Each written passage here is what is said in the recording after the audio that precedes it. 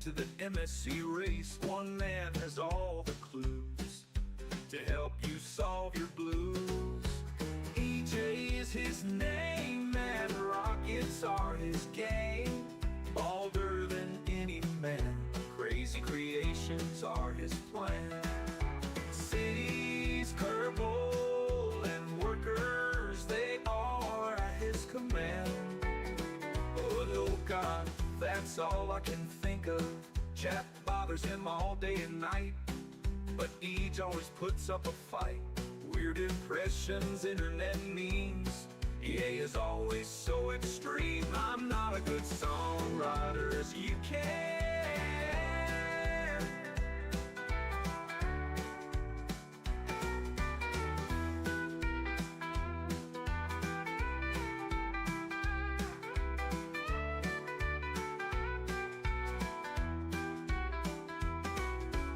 Turbo stuck in space, well, you're trying to get to the MSC race. One man has all the clues to help you solve your blues. EJ's his name and rockets are his game. Bolder than any man, crazy creations are his plan. Cities, Kerbal, and workers, they all are at his command. I don't know if that's all I can think of. Chat bothers him all day and night, but Eej always puts up a fight. Weird impressions, internet memes, EA's always so extreme. I'm not a good songwriter as you can hear.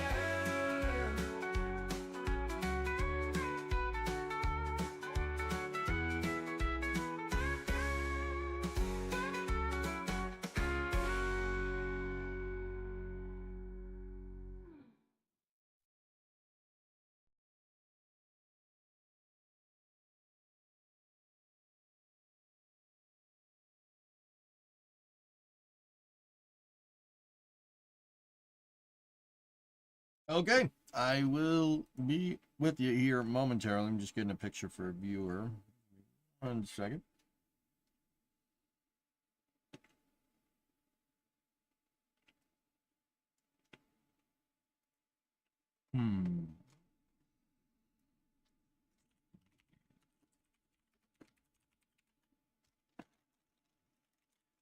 How's everybody doing? I'm still finishing my dinner here. Give me 1 sec, dudes. I might play one more song just to be sure.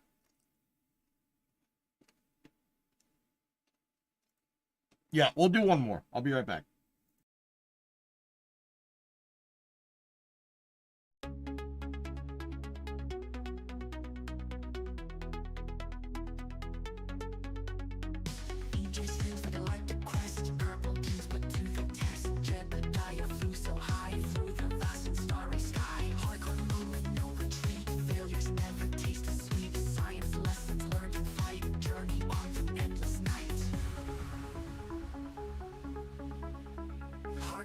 with no retreat. Failures never taste the sweet. Science lessons learned in flight. Journey on through endless night. For the stars, we aim so high. The poor jet did kiss goodbye. For science and purple light, we'll keep flying through the light.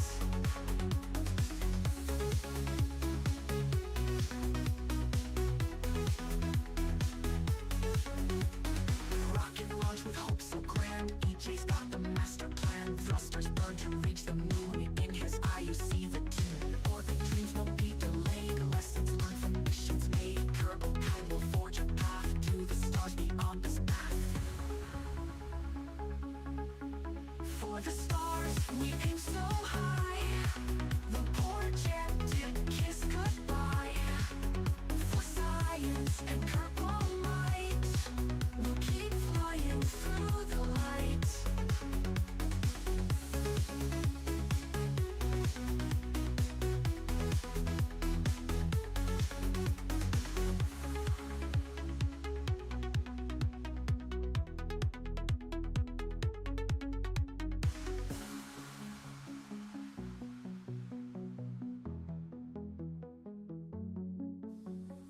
rocket launch with hope so grand. EJ's got the master plan. Thrusters burn to reach the moon. In his eye you see the dune.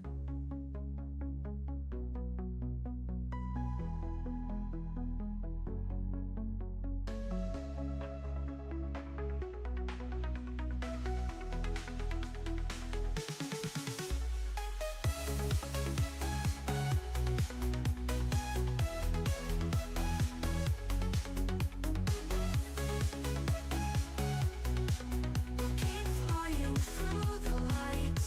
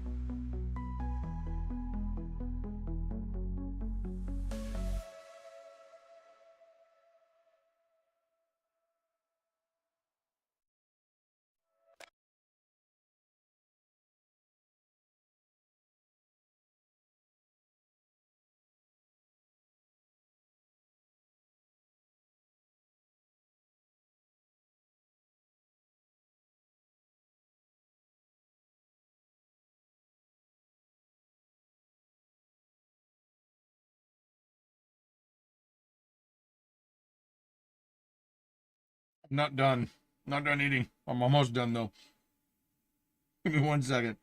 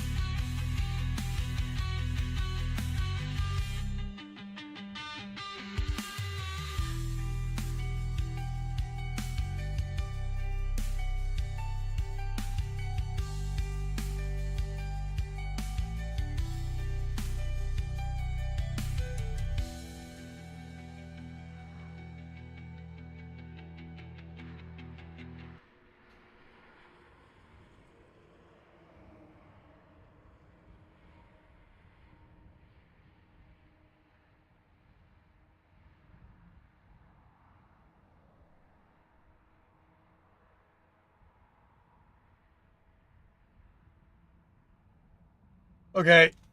I tried to give myself a little bit more time, and I still ate way too fast. That was not a good dinner. I had Ritz crackers and a protein bar.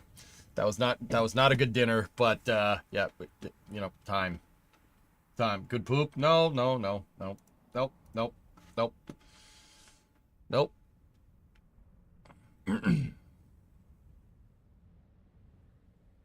All right. On blue. Okay, so the Space and Rocket Review. That's what we're doing now. That's what's going on. Space and Rocket Review. YouTube chats. Tell your friends. You in the hat. Space and Rocket Review.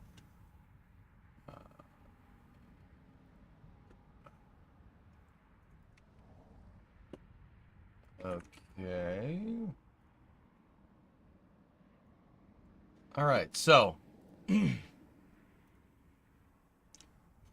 why are you playing Space Invaders over the Dell monitor on your left shoulder, over your left shoulder? That's Galaga, isn't Space Invaders.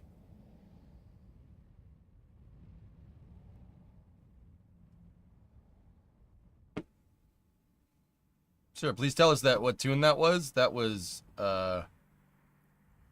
Chill E by All Systems Go. It's an AI song, guys. I don't like using AI songs, but I do because they don't flag any VODs, and it's impossible for them to do that, so yeah, not ideal. Space Invaders was popular here in New Zealand. Galaga wasn't. Okay. Anyway, some of them are pretty good. Yeah, they're not bad. They're not bad. That actually, I don't remember hearing this one. This one right here.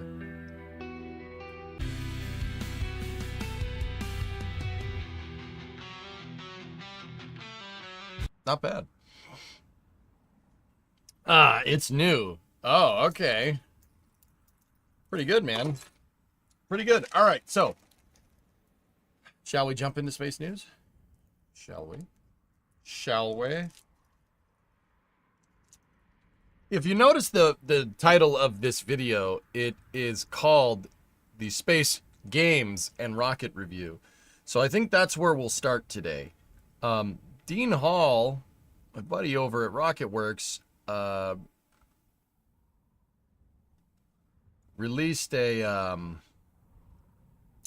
pretty big update on Kitten Space Agency, which is the spiritual successor to KSP, to the KSP franchise. And he has about a 15-minute video on the subject matter here, including the first like kind of footage that the public has seen of the game. So I am going to start space news. I'm going to be quiet here for a second, and we're going to listen to good old Dean here.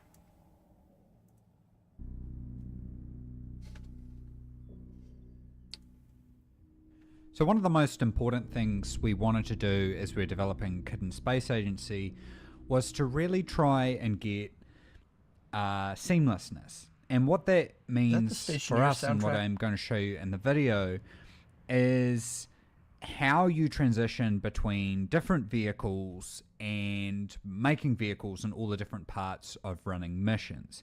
Part of this is to really make sure that you can jump to any vehicle you want, be able to control it, and have the simulation for all those vehicles running separate to the rendering.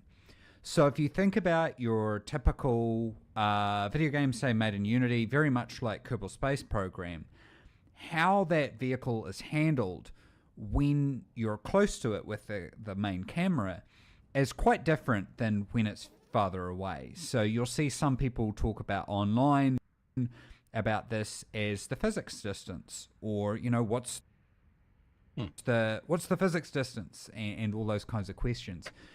The good news, and I think our approach, is that those questions don't kind of make sense because those don't exist. So we have our simulation happening very independently to how our rendering happens. And that allows us to do a whole Only bunch of cool incurable stuff, to it. but it does require us to approach things in a very specific way, which is what's really cool about this video. The video will show us essentially me going in and going through and sending a little rocket that's in orbit around the Earth and heading over to the moon and then heading back. And you'll probably see that I make a whole bunch of little mistakes, but you need to be nice to me because I don't have all the tools that you normally have, say, in Kerbal Space Program.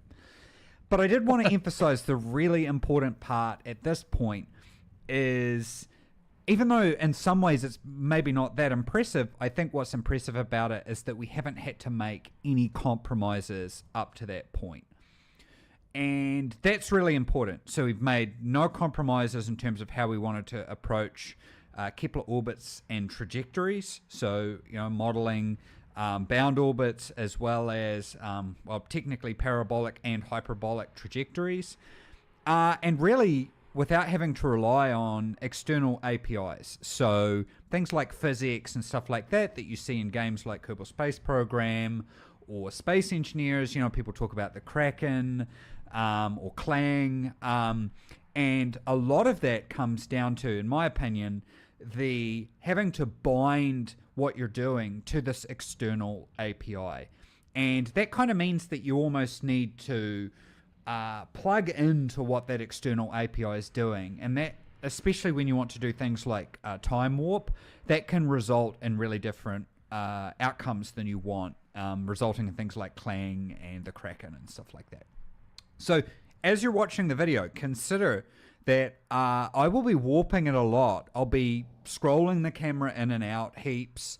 And actually what I found myself doing when I did my first transfer from the Earth to the moon, I kept pushing M. I kept wanting to go into the map mode without realizing the fact that, literally we've been making this game not to require it. So that muscle memory was still there. But I think that underscored to me how important and how good it is that one of our key pillars is that idea of seamlessness.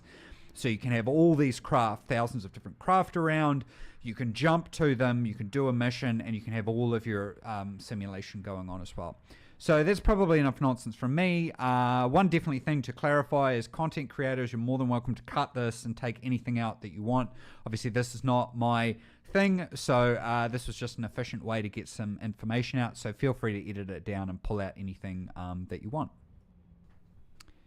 So I'm actually going to play this at basically double speed. So if you don't notice any weirdness, it might just be because I've got it on double speed.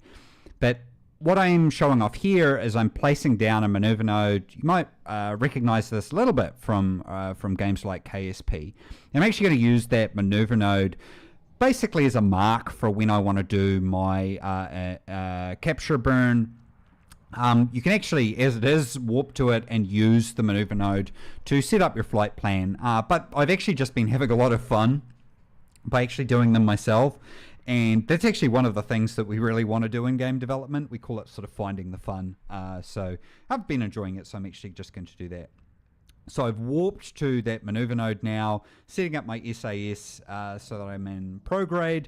And I'm actually going to do that burn. You can just see that appearing. What's really cool is that that burn is actually happening using our orbit solvers. So the physics and all the stuff for that is actually being done as part of our whole Kepler simulation. We don't have to use physics or anything like that, and which means that we don't have to make any of those concessions. And we've really completely decoupled that simulation from any context of rendering or anything like that.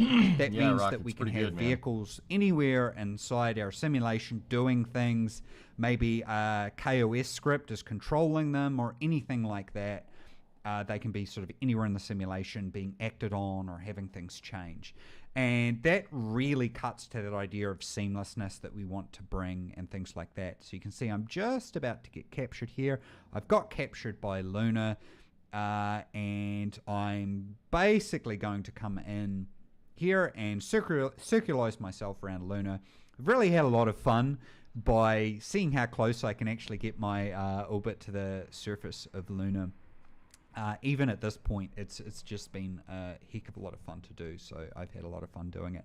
Again, my burns that I'm doing there are being spread across multiple frames, which is fantastic. And essentially, we actually do a bunch of magic to sort of take the vehicle off rails, make all our calculations. This is all happening on worker threads while you're playing the game, and the results of them are getting applied at the beginning of the next frame.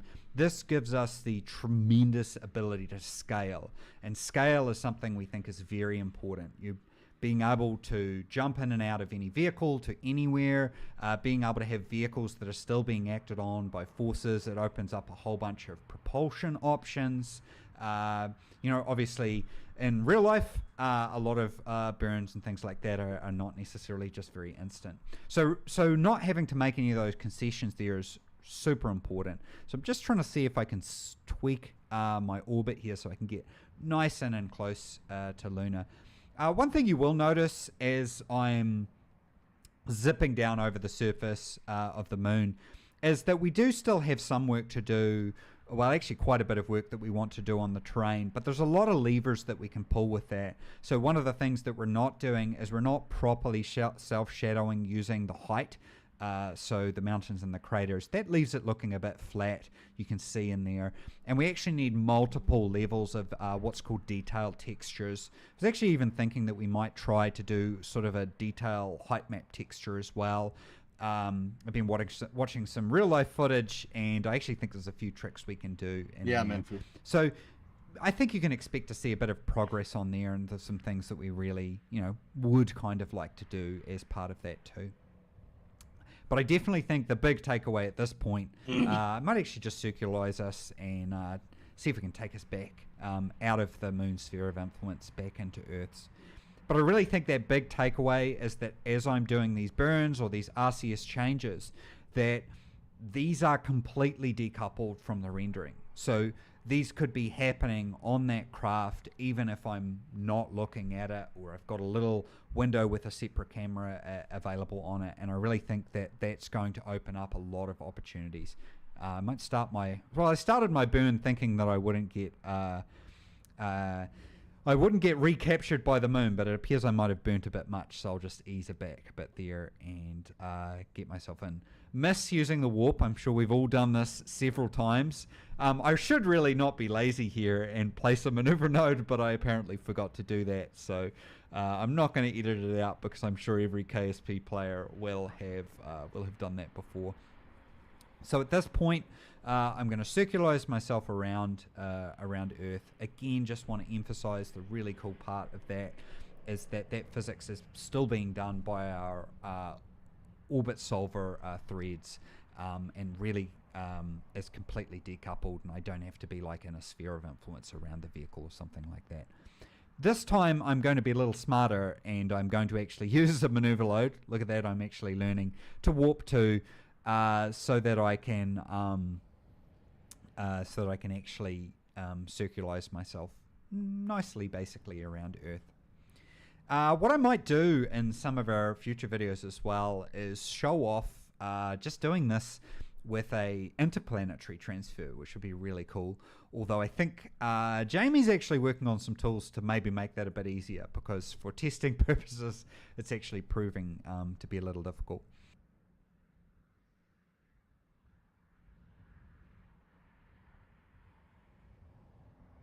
Okay, so that was the video you just saw of me basically doing a nice little transfer from the Earth to Luna. Again, I want to reiterate, content creators, you're more than welcome to cut, rip, pull the audio off, do whatever you want. This is not my day job. I don't do this. It just seemed like an efficient way to get stuff out there.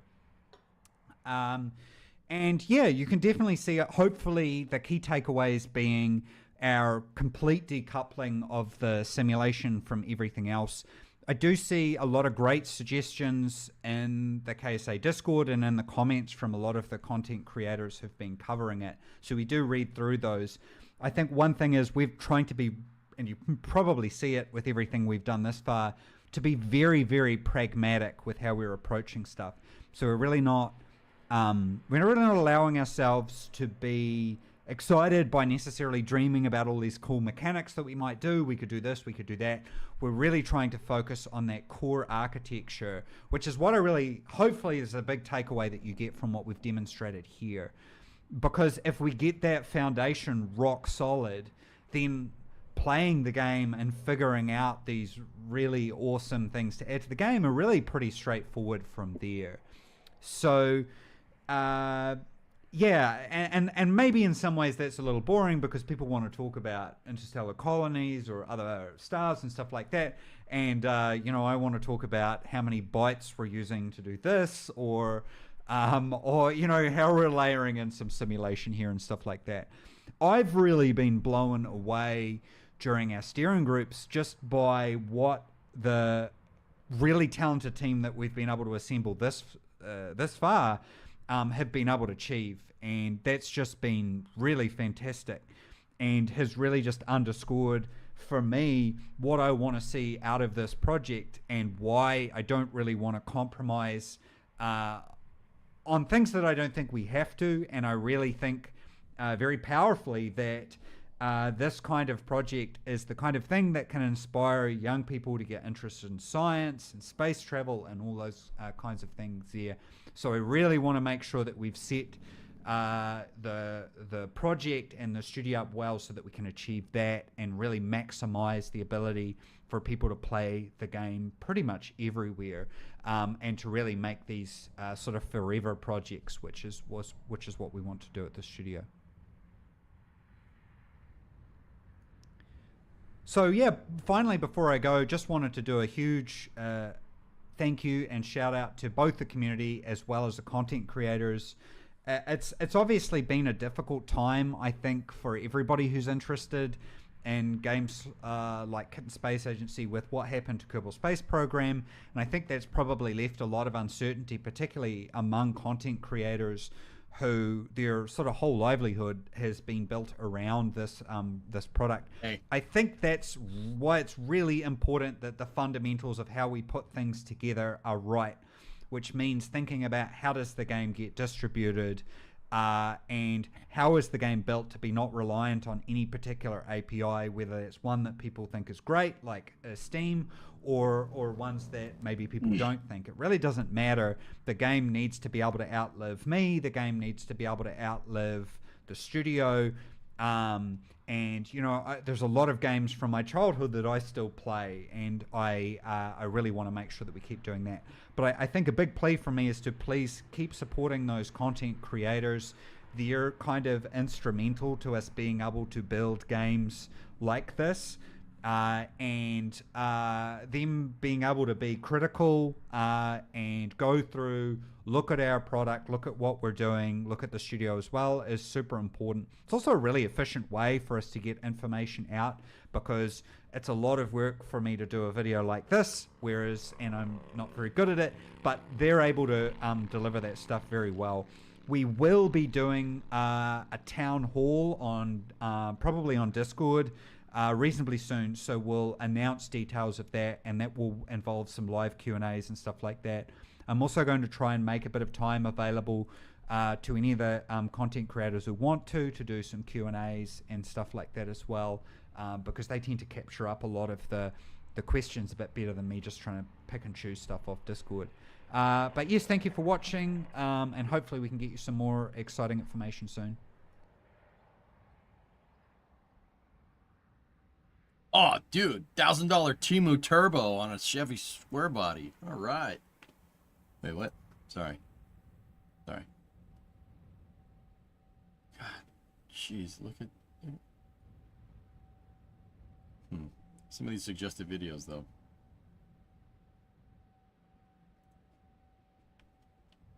Start thinking of questions.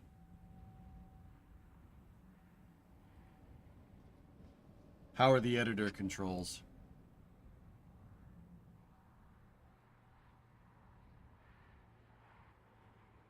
That looked good, guys. I'll be honest with you. That did I see Whistlin's 17 turbo truck? Yes. Yes, I did. Like KSP. Here, hold up. Look. This looks pretty good, dudes. Detached physics simulation. That's pretty good.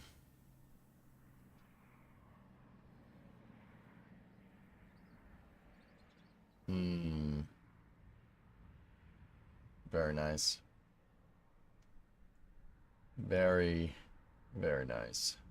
Pretty good. It's so smart that they are building their own engine for this. From a game dev perspective, you almost never want to build your own engines unless you're trying to do something no other engine can do, which he explains, for example, Unity certainly can't do. Yeah, Rocket, they were worried. I think I can say this part. Yeah, it'll be fine. They were worried about like blackboxing the physics engine. And Dean talked about that. Actually, yeah, he just talked about that a second ago. Said he doesn't want to be bound to a physics API. You know, so Kerbal uses physics, right? And if there's something in the physics engine for KSP that's wrong, landing gear,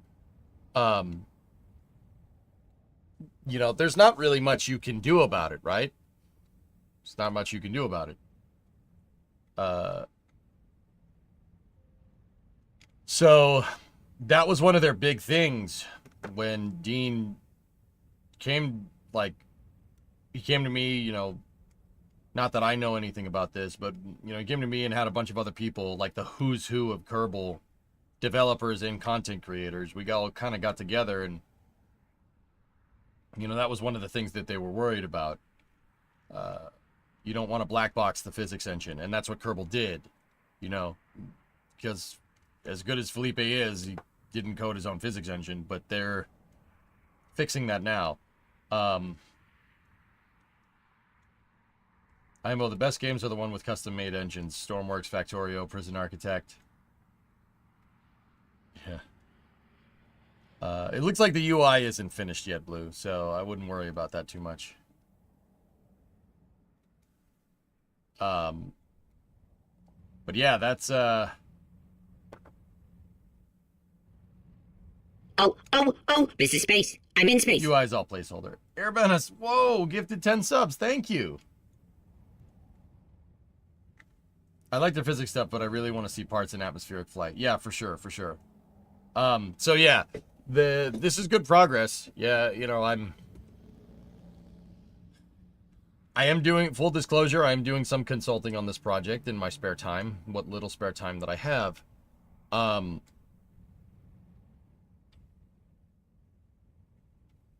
But I'm not like too crazily involved with development, guys. So yeah, seeing this is yeah, that was the first time I've seen it, so pretty good. It looks good. It looks real good. But I do keep track of the updates, and I thought you guys would want to see it. What Dean said at the end there about content creators, dude, that means a lot. Let me get to it. Hold on. Dean. People want to talk about interstellar colonies or other who their sort of whole livelihood has been built around this program. Here, listen. It's obviously been a difficult time, I think, for everybody who's interested in games like Kitten Space Agency with what happened to Kerbal Space Program, and I think that's probably left a lot of uncertainty, particularly among content creators who their sort of whole livelihood has been built around this this product. I think that's why it's really important that the fundamentals of how we put things together are right, which means thinking about how does the game get distributed and how is the game built to be not reliant on any particular API, whether it's one that people think is great, like Steam, or ones that maybe people don't think. It really doesn't matter. The game needs to be able to outlive me. The game needs to be able to outlive the studio. Exactly, Pop. Yep. Yep. It's not been fun, dude. But, you know, whatever.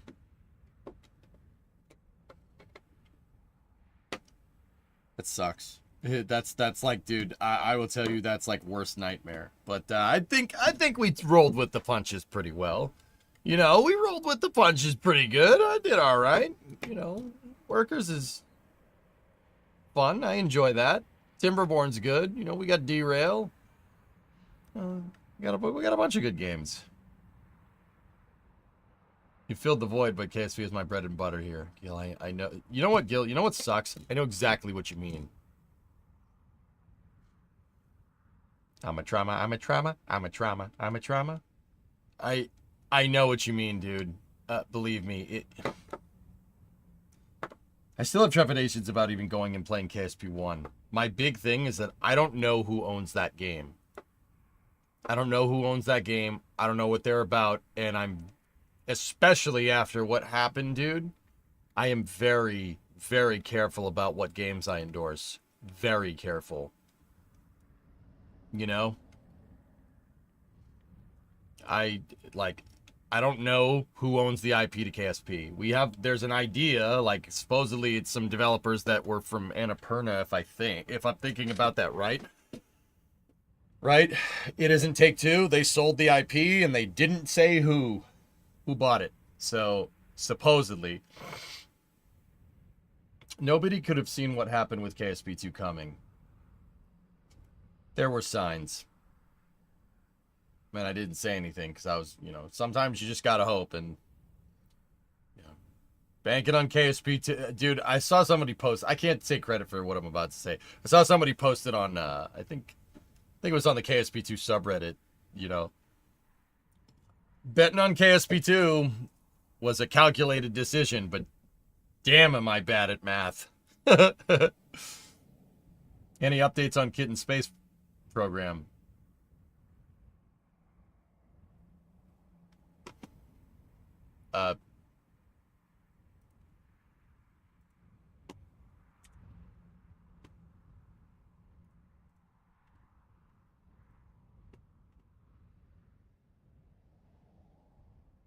How's that?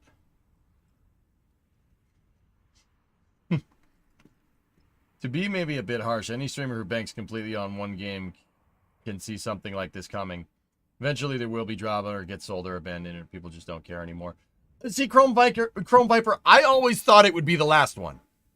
When I started streaming full time, I always thought people would get sick of me. I was like, people are going to get sick of me. I'm going to ride this wave for a couple of years and then we'll go back to school. And then the opposite of that happened. And here I am a decade later.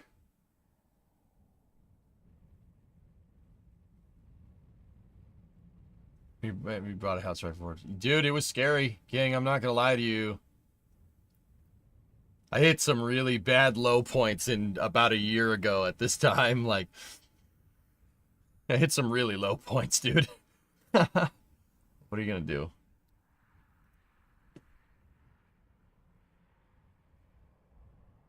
Yeah, I don't know who that is, Flykin. I don't know what they're about. You just did a 5-minute Google search. Thank you for thinking that I wouldn't be capable of doing a 5-minute Google search. I appreciate it. Thank you, Dick. It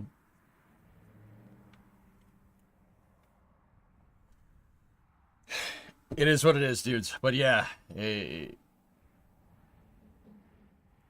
yeah, I noticed. That's what I mean, dude. I thought you guys would get sick of me.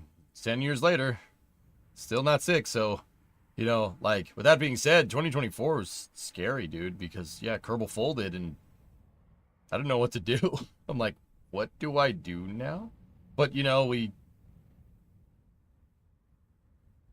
I was like, okay, this is gonna sound really stupid. Like, it's gonna sound really stupid. I was worried that Kerbal going under would make me not like space as much. Does that make sense? I was worried. Right?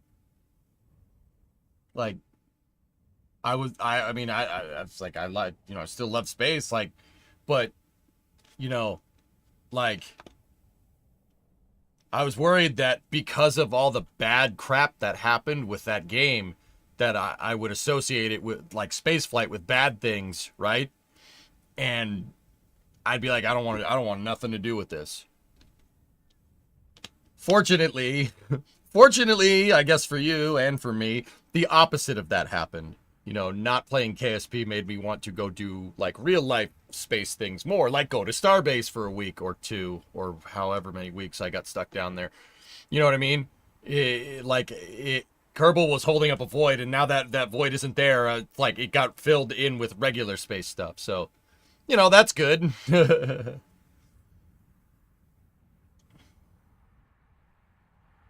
I still think you need to find a happy shill medium between your current state and what NSF does. But that's just me. In what way, King? Here or there? I don't know if this seems interesting to you, but a few KSP-1 modders are banding together to turn Kerbal constructs into a base colony builder like KSP-2 promised. No, that's cool, Rocket Guy, but once again... Yeah. Yeah, catching, that'd be fun. As far as I know, there's a reason to hope because the publisher team is super good, but reason to worry because a private equity firm is footing the seed money. I don't trust it, Aqualux. I will wait until the game comes out or they update it or something. I don't trust it. But yeah, I was super worried, and fortunately that didn't happen, you know. Just made me like Kerbal was filling a void for like spaceflight and engineering, and that void got substituted basically with NSF stuff, so turned out okay. But that doesn't mean it wasn't scary as hell, you know? When's that Dragon capsule going next? I'll talk about that in a second. But anyway, yeah, KSA does look really, really good. It looks awesome. Discovery, go at throttle. Yeah, Aqualex, KSB is not going to be their priority, so I'm not making them my priority. It's pretty straightforward logic. Friday the 13th, 14th. Yeah, KSA does look pretty good, albeit a little primitive right now, but yeah, it's good, man. I would love to get back into it. Here, you don't control their shill level with the expense of the operation. I get it, but saying like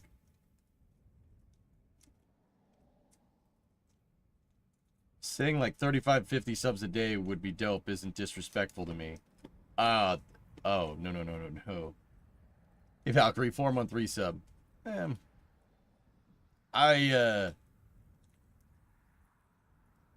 Wait, are you saying I need to do more stuff with NSF or more stuff here? I'm confused. Should I do, like, the stuff that NSF does here? I don't understand.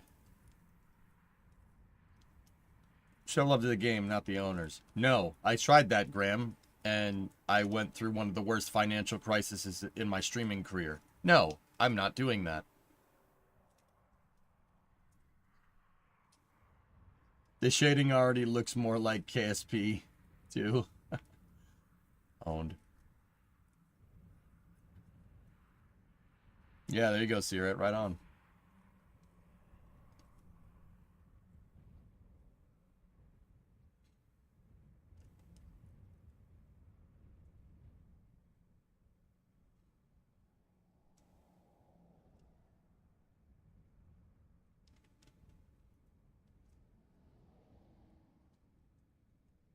Unlikely drummer. This is a coughed rock run.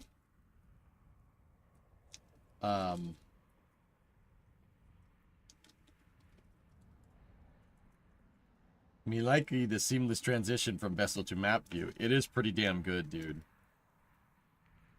But yeah, anyway, it's cool to see KSA. This is sweet.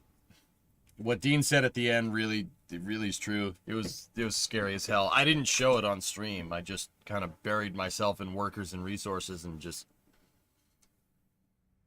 kind of went from there. I'm just saying I would take zero offense if you had a sub counter or ran ads and stuff on your stream. I respect your integrity too, but I would not mind. Well, I appreciate that, but yeah. Yeah, okay, you confused me because you kind of went, you're talking about like, yeah, anyway, alright, I get it. Yeah, anyway. I wasn't trying to dumb on NSF. No, I understand. I thought you were saying like do more NSF stuff. I'm like, wait, what? I spent 2 weeks down in Boca. Is that not enough NSF stuff for you? Like, I don't worry about it. It's just me being me. I actually was thinking, guys, I do like the quality of the NSF stuff. Like, I think it'd be a bad idea to put talk to the NSF store people and maybe put, you know, use the NSF store for merch. It might not be a bad idea now that I'm thinking about it.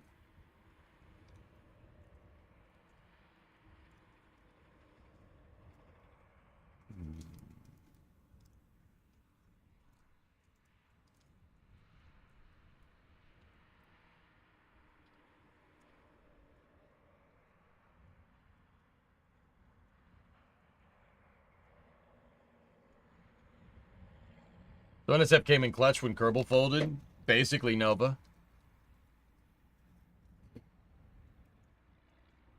But it is a bad idea to talk about it on stream before running it by them. If anybody here doesn't get the gist that I'm just brainstorming stuff, Dave, I don't know how to help you.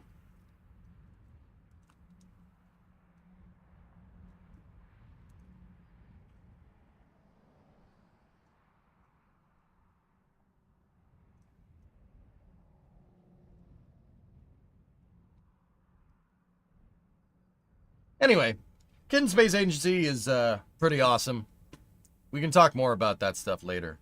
So, let's talk about Crew 10 and when it's going. So Crew 10 did scrub yesterday. Ooh,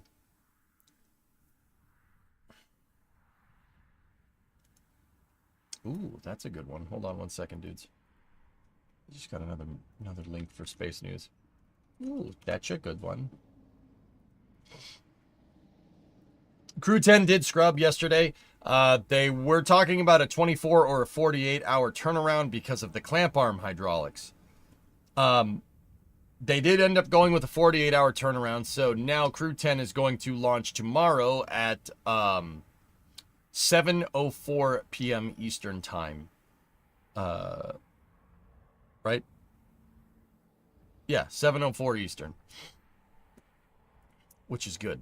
Now, yesterday, a lot of people did ask about the clamp arms. So what are those? I figure I would go into it a little bit and just talk about that real quick.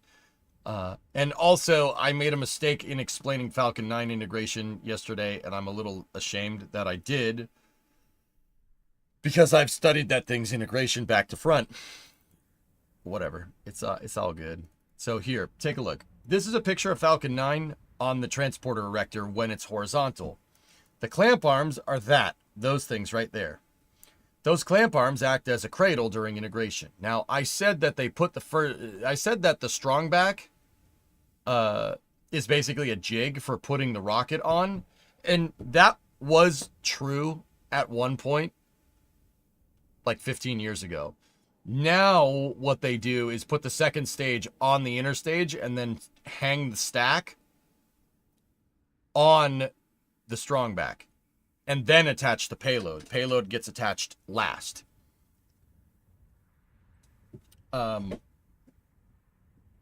Yeah, Joe, probably. Was it a locking pin? We have not heard any, we haven't heard, SpaceX is probably not going to give us any details about those clamp arms. They're probably not, but, interestingly enough, which is kind of strange, a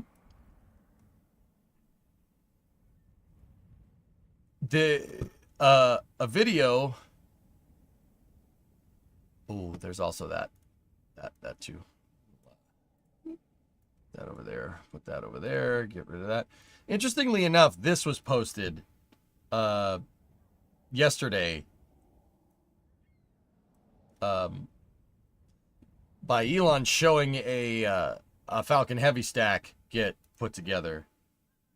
And this shows how they integrate stuff inside of the HIF. A Falcon 9 would basically be the exact same way, only it would, Obviously no side boosters, but this is the idea. Take a look, which is very, yeah, very interesting that this video was kind of posted out of the blue. But yeah, there you go. Put those two together, right? And look, see, I mean, they did cut the camera, but see the upper stage sitting up there? They attach the whole stack together. The upper stage can hang in the inner stage, and they can pick the stack up. See? Over there, that thing, that white piece of equipment right there, is that's the payload integration. That's for payload integration. So watch. Check this out. Note the other Falcon 9 that's just chilling. Now, keep in mind, this footage is from a couple of years ago of Falcon Heavy being put together, but they attach the second stage, they lift the whole stack up, and then the TE comes in. See? Then the transporter erector comes in. There's the clamp arms right there. See them? Now, I said that they would put the first stage down on this and then put the second stage down on this. That's not how that works. No, the whole stack gets integrated. So that is my mistake. My fault. Just figure I'd issue a correction for anybody that cares. Yeah, also, the transporter erector is way bigger than you think it is. Yeah. Scale is hard to discern until you see a video like this.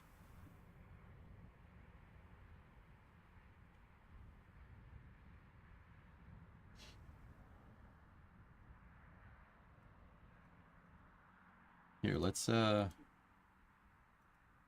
watch this at 0.25 speed.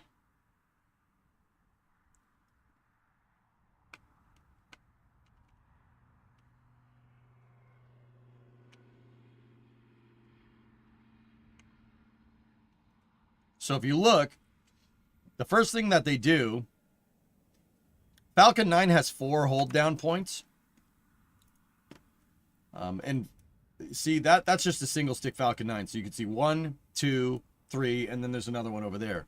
So what they do here is they attach the upper hold down point first. They attach the upper one first. Now, that allows the whole entire stack to pivot. Take a look.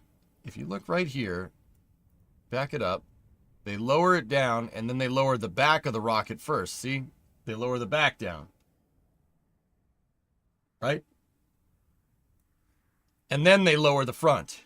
Now, how does that all work? Well, like I said, they attach the upper hold down point first. Now, why would that allow it to, wouldn't it kind of hold it in position? How can that allow it to pivot? Well, Falcon 9's hold down points are actually basically a pin. It's a wrist pin for the most part. Now, if that made no sense, yeah, see, that's how they used to do it right there, but you get the idea. Let me see if I got a picture of one just chilling in here. The bottom of a first stage. Oh, there they are putting a Dragon together. See the payload integration cart? Yeah, pretty cool. Yeah, it doesn't show it very well. That one snuck up in here. There you go. See, that's Falcon 9's hold down point. It's a gusset with a pin going through it. And then the hold down points kind of do this. Like if this is that pin, the hold down points clamp it like that on either side of that gusset, the vertical piece, right? So if they attach to the top hold down point, right, it can pivot. That's how they integrate it.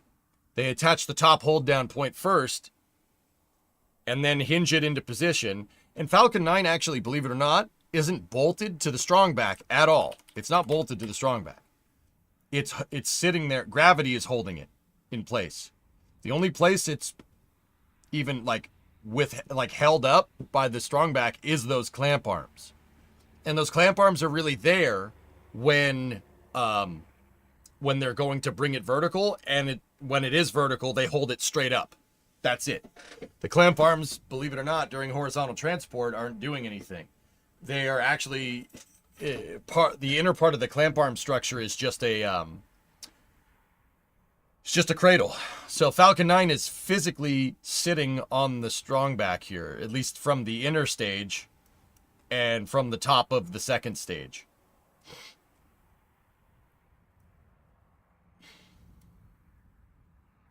Pretty cool, huh? Yep. It's just sitting there. That's it's not held in place. It's just holding it up. And then obviously there's the top hold down point. They attach that first and then they clamp the other ones into position, right? The hold down points can move back, right? They move Falcon 9 into position where it sits on this, right? And then they clamp up the other three with the second stage attached, right? First stage, the inner stage sits on that cradle. Second stage sits on the clamp arm cradle.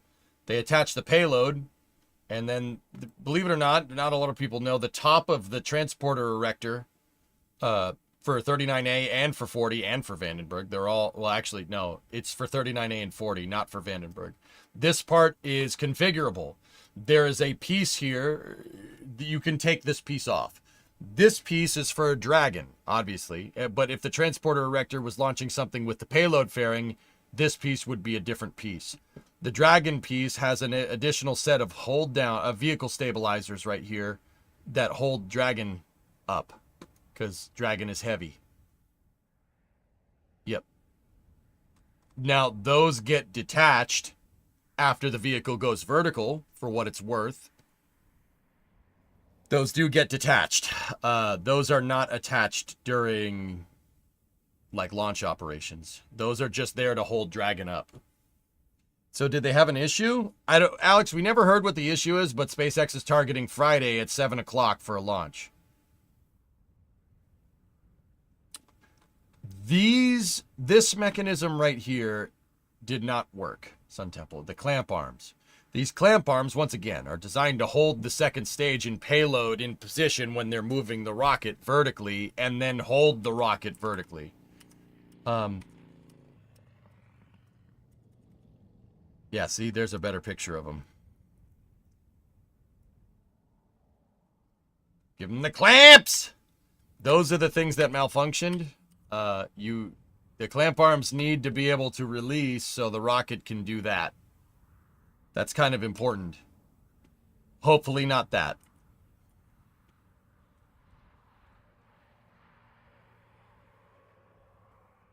Didn't they say clamp arm hydraulics?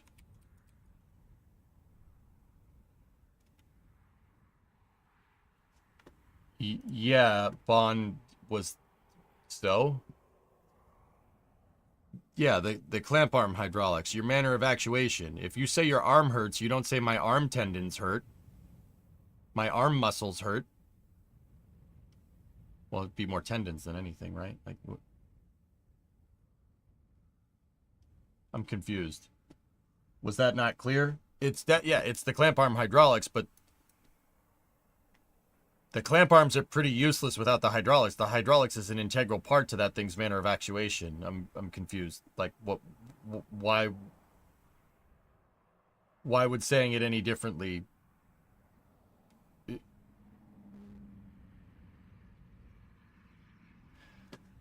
The clamp hydraulics were the issue yesterday in the webcast.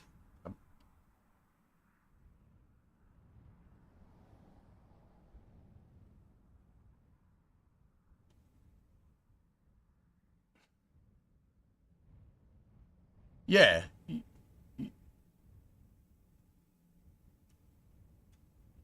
Yeah, they are, but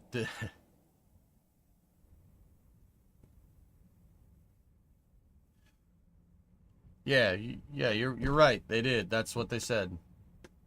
Is that not clear from what I said? I'm confused.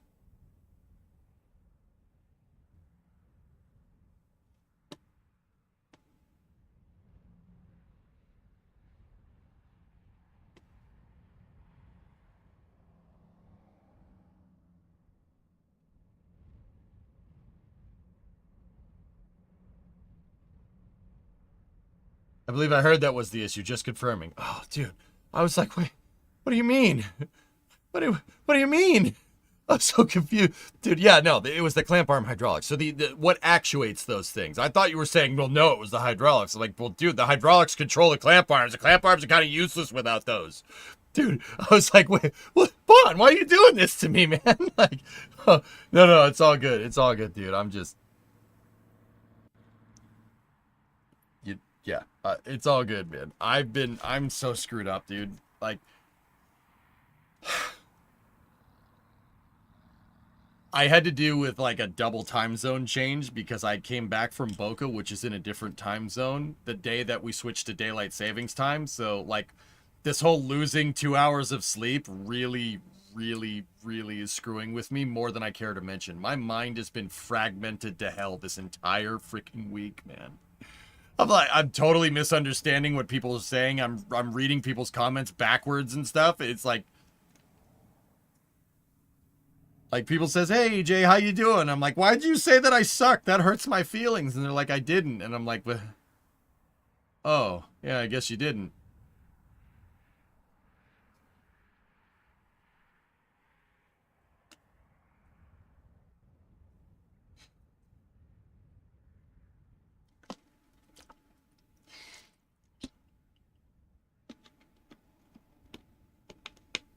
Yeah, old people hate daylight savings time changes. You know what, Orion? You're right. I hate it. It's stupid. I want to stick with what this is. I want to stick with daylight time. I hate standard time. Standard time sucks. Standard time sucks because the sun going down at 3:30 in the afternoon in the winter months sucks. That sucks. I hate it. Although, yeah, I hate it. That's awful. Yeah. Excuse me. Up north, it's even worse. Yeah, exactly. EG needs to write as congressperson. Yeah, there you go. I call that daylight losing time. No, it sucks. It's awful. It's a major cause of seasonal depression. Anyway. Could rant about this for the rest of the stream. Anyway, I see chat asking about the explosion picture and show them this. I have it saved.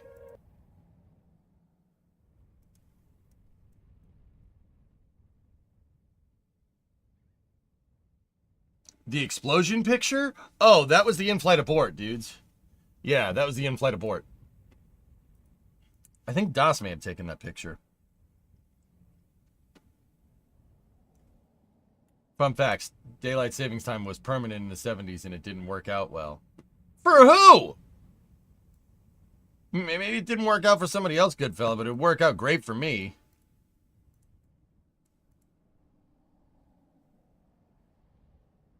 I hate summertime. You hate summertime? How can you hate summertime? Define not work out well. Farmers, that's about it. Ah. Okay. All right, fair. So, check this out, guys. Next bit of news. We have an update from Intuitive Machines from Steve Altemus, the CEO, on the IM-2 mission. All right. So, if you guys know, Intuitive Machines 2, the Nova C-class lander Athena landed on the moon.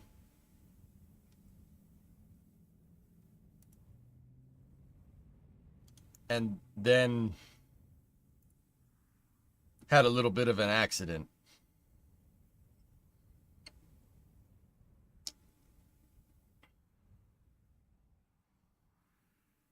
I don't think it's supposed to do that.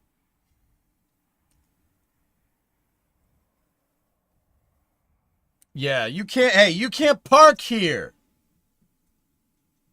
Yeah, it didn't, that's not what it should be doing. Any Kerbal player knows that's not what's going on. It's just taking a nap, right? Shh, it's sleeping. Oh, sorry. Anyway, so, Intuitive Machines did post an update here from by the CEO, by Steve Altemus. I like Steve Altemus for what it's worth. In the past, during the IM-1 mission, he took ownership as the CEO and said, the buck stops with me and we need to fix it. He was talking about the lander tipping over. Okay.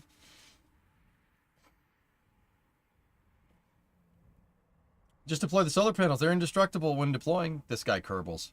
All right, so Intuitive Machines, the southernmost step in human exploration. This was the southernmost lunar landing ever achieved, a historic step into one of the most extreme environments in the solar system. Is it just me, or should Earth be bigger in the picture? It looks fine to me, Alex. Anyway, let's go. Spaceflight is a complex endeavor. That's just the way it is. Aerospace is unforgiving, but it's where we thrive, pushing boundaries, overcoming challenges, and pulling back the darkness to extend humanity's reach into the solar system. IM-2 was no exception. For every mission, Intuitive Machines must accept a degree of risk and the possibility of failure. The key to our success is to learn, iterate, and continue moving forward. The goal was audacious. Land at the moon's south pole, a region marked by jagged terrain, deep craters, and brutal cold.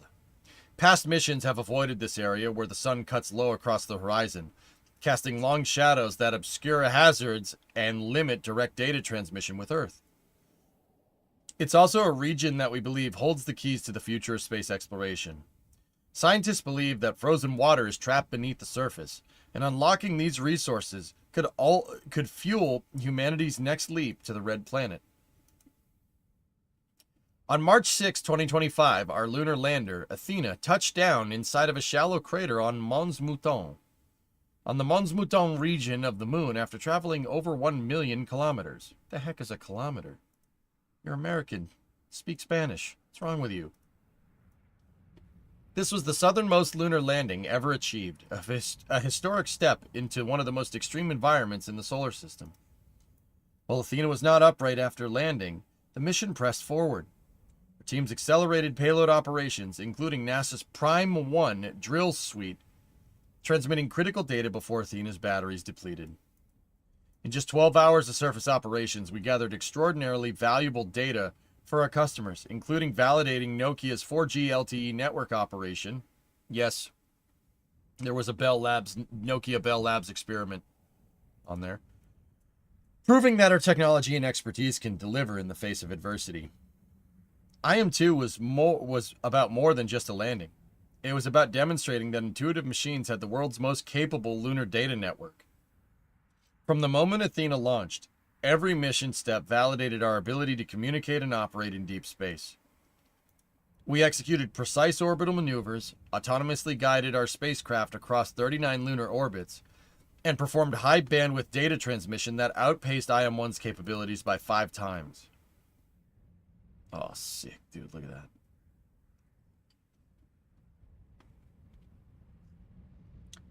Of course it worked after it crashed. It has Nokia stuff on it. Duh.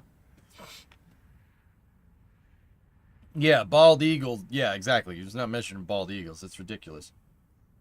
All right. The strength of our lunar data network was tested in real time, not just for our mission, but for others reaching for space. During the mission, 2 rideshare customers faced critical situations in orbit. Intuitive Machines' lunar data network stepped in where these payloads needed assistance, providing data transmission support. We did this because space exploration isn't a singular effort. It takes all of us working together to push the envelope. Together. Allow myself to introduce myself.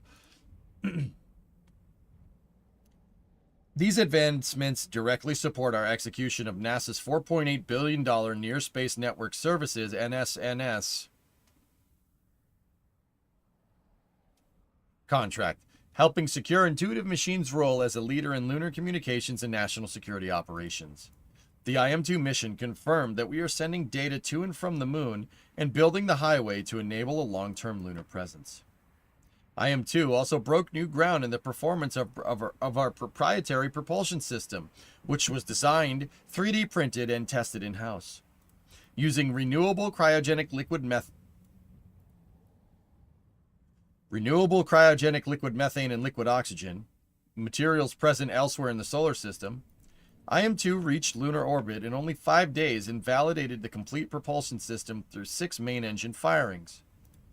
We believe this system is also capable of supporting future missions to Mars and beyond.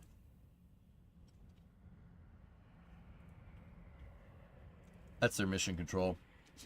Intuitive Machines has the best mission control around. That's Dr. Tim Crane right there. He's the chief engineer. That guy's cool too.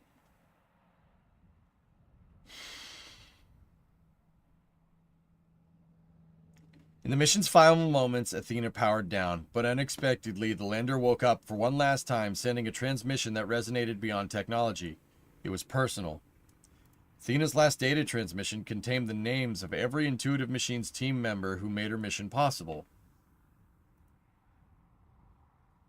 If someone had told us 6 years ago that we would attempt something this ambitious with the same outcome, we would have charged forward with the same toughness and confidence. Okay. The razor-thin margins of lunar success don't deter us. They define us. IM-2 was another step in proving that Intuitive Machines is not just landing on the moon. We believe we are leading the way in commercializing space and building the infrastructure for humanity's next frontier. This is space. I'm in space. We're just getting started. Intuitive Machines is contracted for 2 more Nova Sea landers, IM-3 and IM-4. Hey, RJ. Me when I go to the moon and crash. So, yeah, cool. Intuitive Machines is not just landing on the moon. They believe they're leading the way in commercializing space and building the infrastructure for humanity's next frontier. Well, Godspeed, Steve. I hope you get it done, man. Seriously. And now here's some footage from Blue Ghost landing on the moon successfully.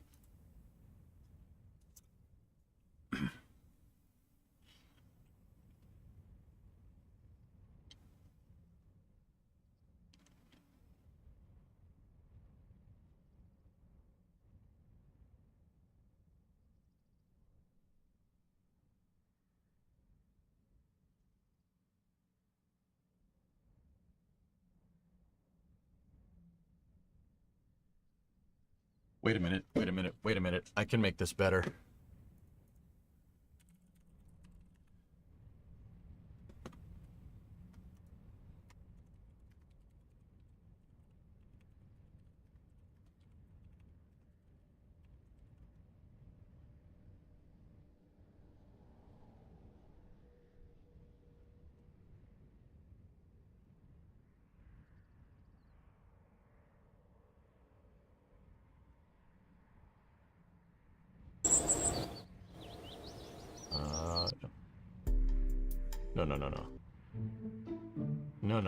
No.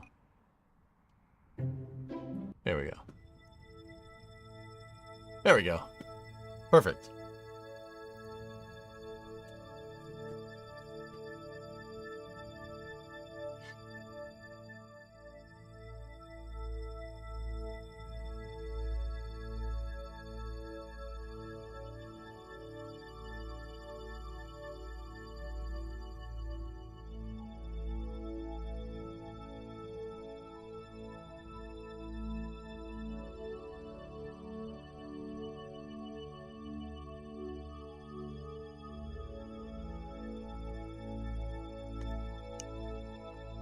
Okay, cool. So, what are we looking at here? This is a NASA experiment from the SCALPSS. No, I have no idea. I have no idea what that acronym stands for. We could probably go look at it, but I actually refuse to go and read the article because that acronym is ridiculous. Just say they're downward-facing landing cameras to look at how the dirt moves around when you land. It's the dirt kicker-upper cams, okay? Because that's basically what it is. That's what SCALPS is. They're looking at what's called regolith propagation during retropropulsive landings on the lunar surface. That's the technical way of saying that. Dirt kicker upper cam. Duck. Dirt upper kicker. Dirt upper kicker. No, dirt upper camera kicker. Let's just call it duck. So this is from Blue Ghost, the Blue Ghost mission. This is Ghost Riders in the Sky. This is, yeah, showing how the motor is kicking up all the dust off the surface, which is actually super cool. The dust actually settles pretty quick. It's a lot faster than you think. What does that mean in French? Yes, oui. Interesting to note that there's a little bit of a lateral velocity here.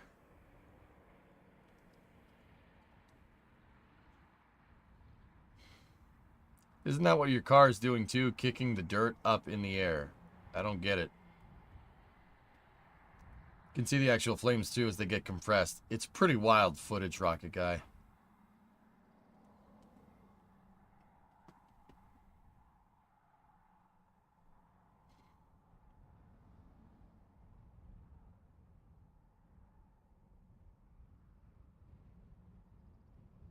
Pretty good, man. No air for it to hang on. It all falls, basically. Yeah, right?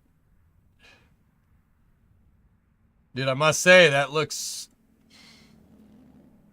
You know, that looks pretty right. looks like Apollo. That looks right to me. It looks pretty good, dude. Can we watch it in reverse so it can take off? No?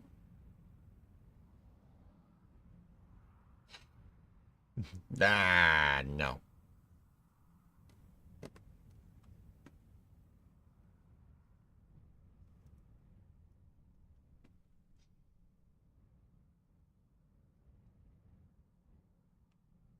Here, I'll try to... Ready? There you go.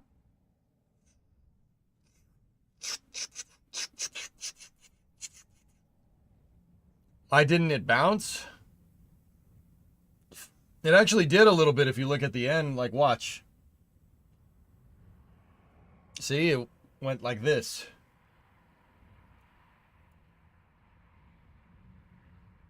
You can actually see it kind of teetering back and forth right there on the rim of whatever crater it landed on.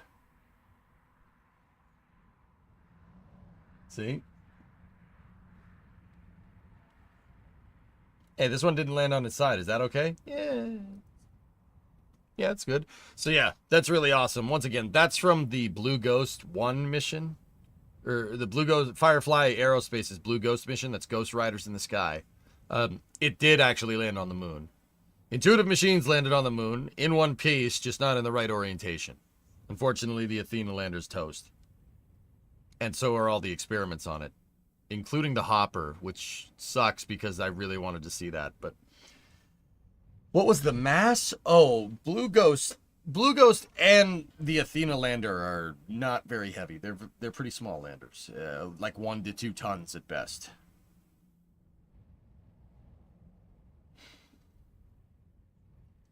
Also, the next 2 Intuitive Machines missions are also launching on a Falcon, since no other launch provider managed to design and build a late-load cryogenic system for a lunar lander inside of the fairing.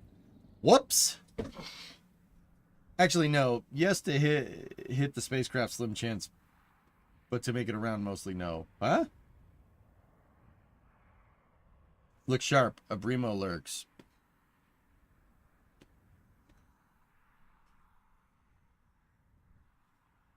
Per Eric Berger's new article, Athena possibly rolled over on the surface after the landing. Jake, my personal opinion is that the thing was kind of coming in with a horizontal velocity component because of the hazard relative navigation, and it kind of landed like this, and then like it's at the rim of a crater here, and it kind of fell into the crater, and that confused the landing systems, and it fired its engine into the crater. That's my guess based off of like the mission control loops that I've heard and stuff. And obviously the final orientation of the picture. Now, there is some not National Reconnaissance Office. There is some Lunar Reconnaissance Orbiter pictures of this landing.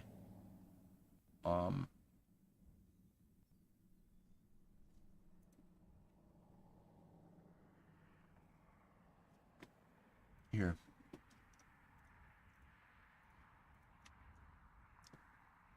You could see that there's some dust marks right here on the rim of this crater. Actually, they're right there. See the dust marks? See how it's kind of a different shade where it blew the topsoil off? Dude, it landed like right here and then it fell into the crater. I'm pretty sure. Like you could definitely see it right there. There it is. I don't know what these marks are. Scott posted this picture. What did he... Intuitive Machines published a 360-degree image taken as it was descending towards landing. Based on this, I could put the spacecraft about 20 to 30 feet above the surface and about 200 feet away from its final resting spot. Its attitude was vertical at this time, so it does look like it was slipping sideways across the moon many times faster than its vertical speed. Horizontal velocity component, dude. I mean, it still landed. It did land. It landed in one piece, dude. Yeah.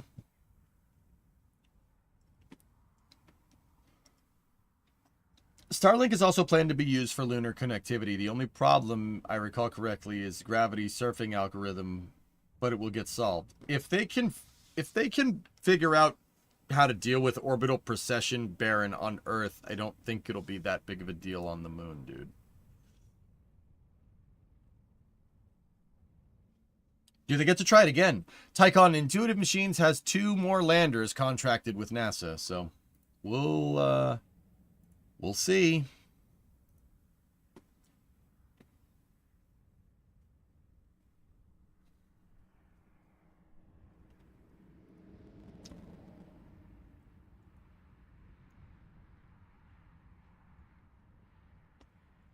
Wait a minute, this just popped up in the feed. Targeting Friday, March 14th for a Falcon 9 launch of Transporter 13. Should they change the design? I don't know, Bazdon, maybe. Oh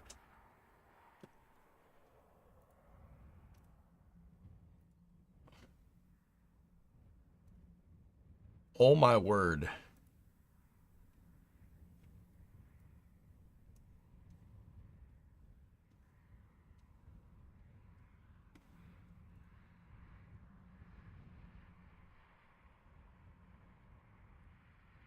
Oh, I see it. Yeah. It's launching 11 Pacific. I get it. So we have Transporter 14. And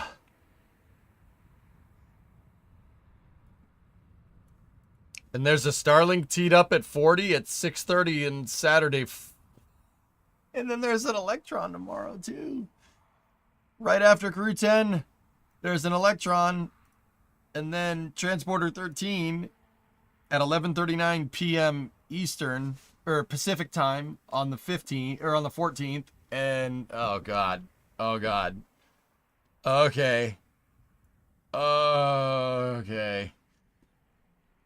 You didn't want to sleep Friday, did you? I don't know about that guy. Everything else except for that hunk of junk. 1, 2, and 3, yeah, I'm good. This gives me enough time between the Lightning God and Transporter 13 to race, to do Friday night racing, to do the long race at Sebring. So that's actually super good. The launches actually line up. If none of these launches move, knock on wood, we're actually going to be okay. Good fella, why would you?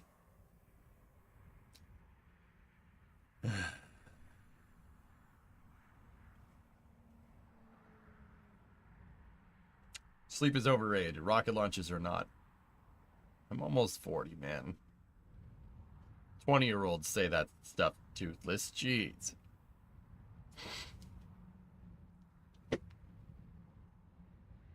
Two a.m. your time, first time. Regards from Europe. You shut your mouth when Billy Mays is talking.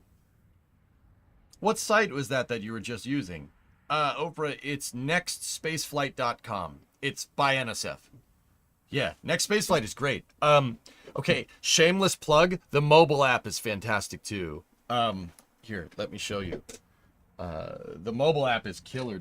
They have an API integration with Flight Club, so in the newer versions of the mobile app, you can. That might still be in beta, but either way, check this out. So, right. So check it out. See, you got Crew 10. You click on Crew 10. It shows you where it is. It shows the live stream. Gives you a synopsis of the mission. Discovery, go at throttle up. Tells you what rocket it's launching on, where it's going, and oh, yep, there it goes. Trajectory tracking, see? Pretty good, right? And then the stats. Yeah, see? It tells you the launch site and the ground track. Crew 10, if you look at the corridor, is launching northeast. It's going to launch up the east coast because that's where that's the ISS's orbit. Next space flight is what it's called. Why doesn't the web app have the countdown? I don't know, but I really wish it did. Hey, Slappy, 12-month reset. Thanks for the great content. My pleasure, dude. My pleasure. Yeah, the mobile app's fantastic. Like that, and it'll give you push notifications on your phone when you're an hour out from a launch. And it's pulling from the database that it pulls from includes like scrubs. Like, so when something scrubs, it'll update it pretty damn quick, which is actually super cool. Who is the one that constantly updates? It updates itself, dude.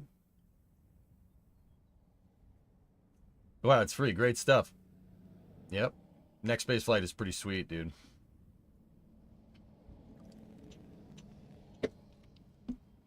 EJ, how does NSF listen to mission control audio for Starlink missions now, especially since SpaceX doesn't stream Starlinks anymore? They pretty much don't. 1062. NSF just has their own tracking footage, and the prime cast is all we have to go off of. API, always pull information. Much wow, very tech. Yep. Posted something in media and memes related to these landers. It's a bit loud, though.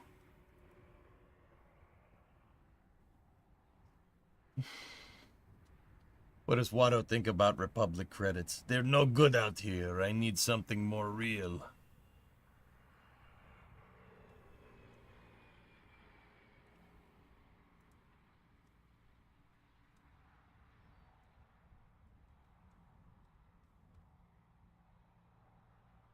A muting sound for this.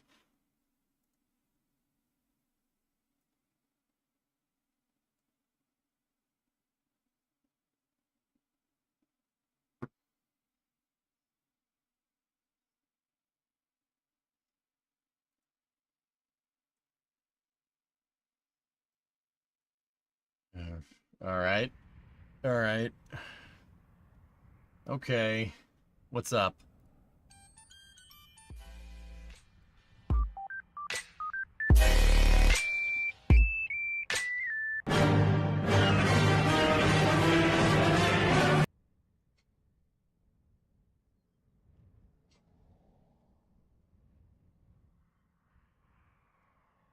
Right. Right.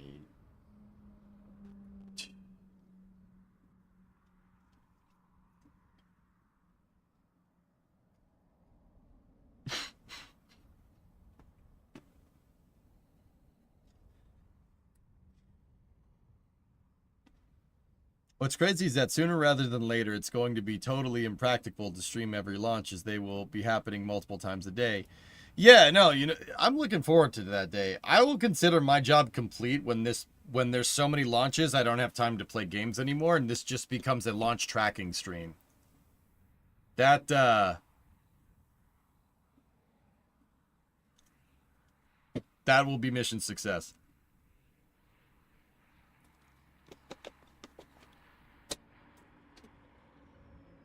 Split screen streams. Yeah, exactly. Split screen stream. Dude, I can't even talk straight. Anyway. All right. So, yeah, lots of missions coming tomorrow. There's the transporter mission. So, what are if people don't know, transporter missions are what's called a rideshare program, where SpaceX basically just makes a Christmas tree worth of a lot of different small satellites and launches them all on a Falcon 9. Stay here. Stay as long as you can, for the love of God. Cherish it. You gotta cherish it. You do. Would be cool if you created a secondary tracking stream. See all the different satellites? Dude, look at that mount, huh? Look at that freaking mount.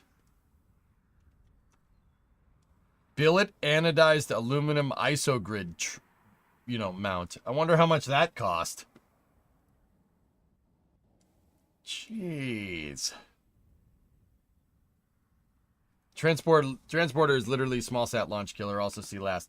NASA kind of leaked the HLS new design. Look in the monitor behind them. That, see that? That's some real expensive machining going on right there. That's, really expensive. NSF needs to put a CubeSat camera on one of these missions. That'd be sick. Das wants to do it. We just, yeah, he wants to do it. Let me put it at that. Let me put it to you like that. Anyway, what's this? What's this, Monsieur Baron? I have a delivery for a Baron. How NASA is using virtual reality to prepare for science. Oh.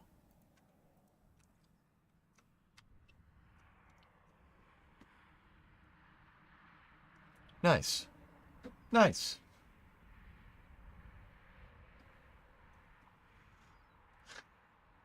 Hey. Yeah, the solar panels. I'm going to tell my kids that's KSP. 3. Look how long the shadow... Look, how long is that shadow? You won't need a compass.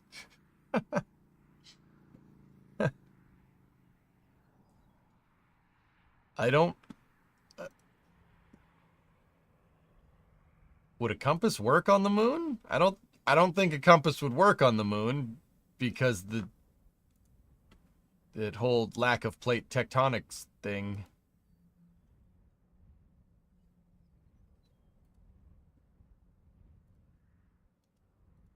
Auto strut? What in the hell is that, SVO?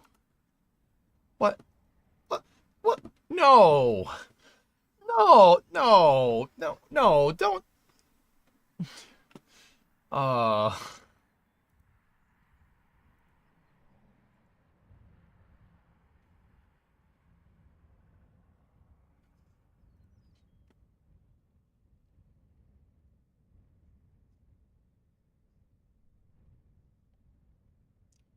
Slaps it. That's not going anywhere. SVO, where the hell did you... You know, I was about to say where the hell did you find that, but it's a Facebook link, so... Alright. Would you just look at it? Would you look at this? Oh. What are we looking at? What is that from? Don't worry, that's just welding gore that we found on Facebook. Have I seen this? I don't know. What's this?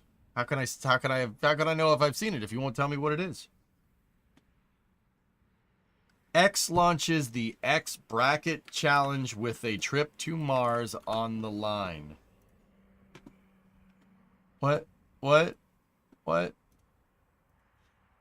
X is launching the X Bracket Challenge with the ultimate grand prize on the line. Basketball fans can now compete for a chance to win a trip to Mars. Yes, that's right, a trip to Mars on Starship. For the perfect bracket, or a $100,000 cash prize if there's no perfect bracket. It's not like fantasy. This is March Madness, you dope.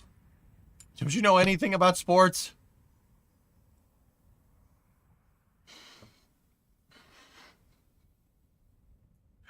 You said it's fantasy.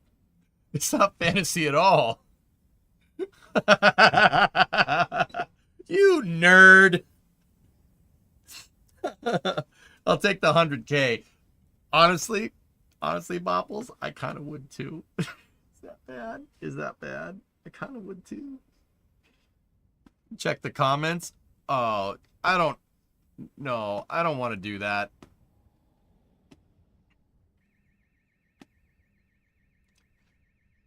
Why are you making me read an X comment section without...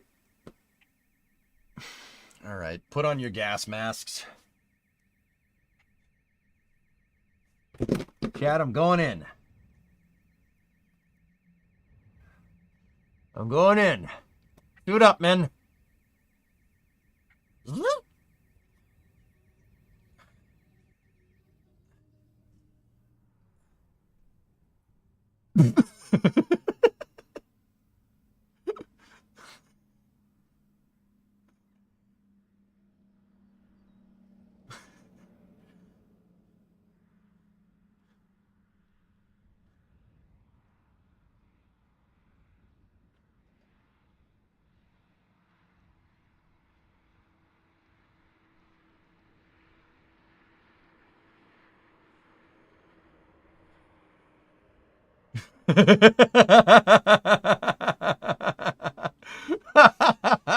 This is a round trip offer, right? Right? Right?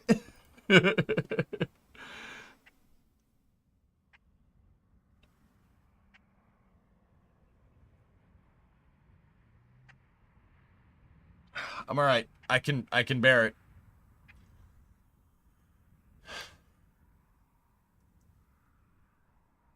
An NCAA standard March Madness bracket involves picking the winners of 63 games, starting from the round of 64, after the first 4 play-in games. Yep. If we treat each game as a coin flip, purely random, with a 50% chance of guessing correctly, the number of possible bracket outcomes is 2 raised to the 63rd power.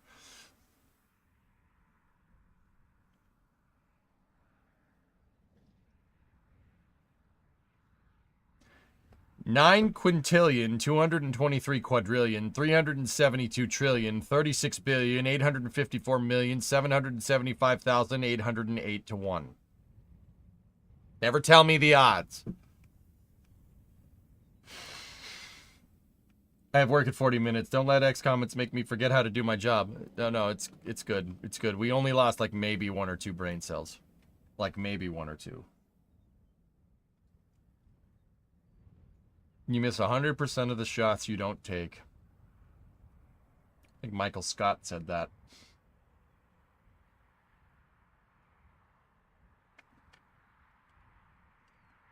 How come we have a monitor out?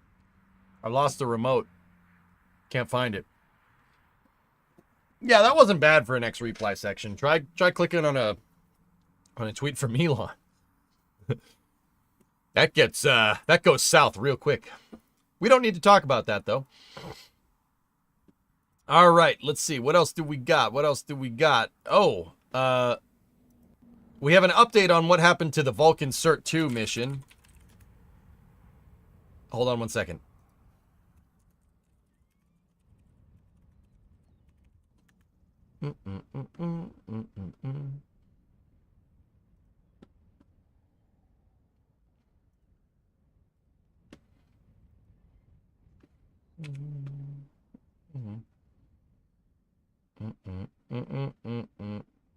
Give me one moment.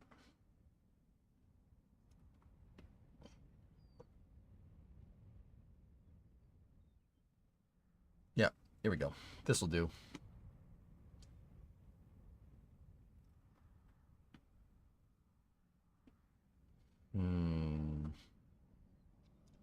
Trying to get you a picture of what it looked like.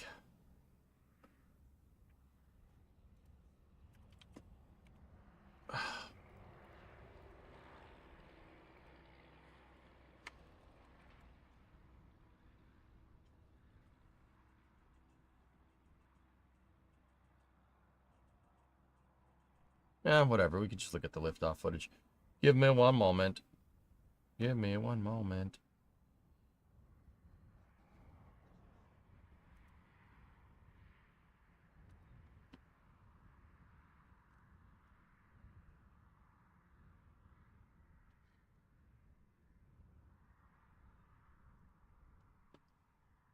Yeah, let's see. So, okay, that was...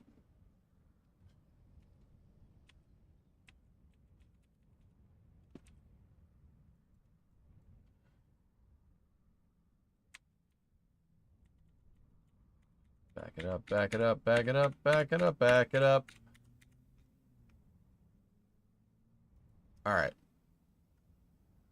So, this was the Vulcan Cert 2 mission last year. Watch over here. So watch the right-hand SRB. Yeah, see that? See that gray? That darker smoke? Yeah, that's not great. Watch. NSF quite actually cut the damn camera.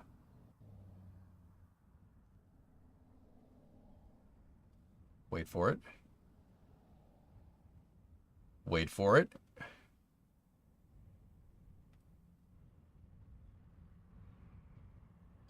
Yeah. Okay. See those sparks coming out of the nozzle on the right-hand side? There's a couple of them over there. Watch. Now, I don't know if you guys have seen this before, It's very subtle, but something doesn't go right here. Watch.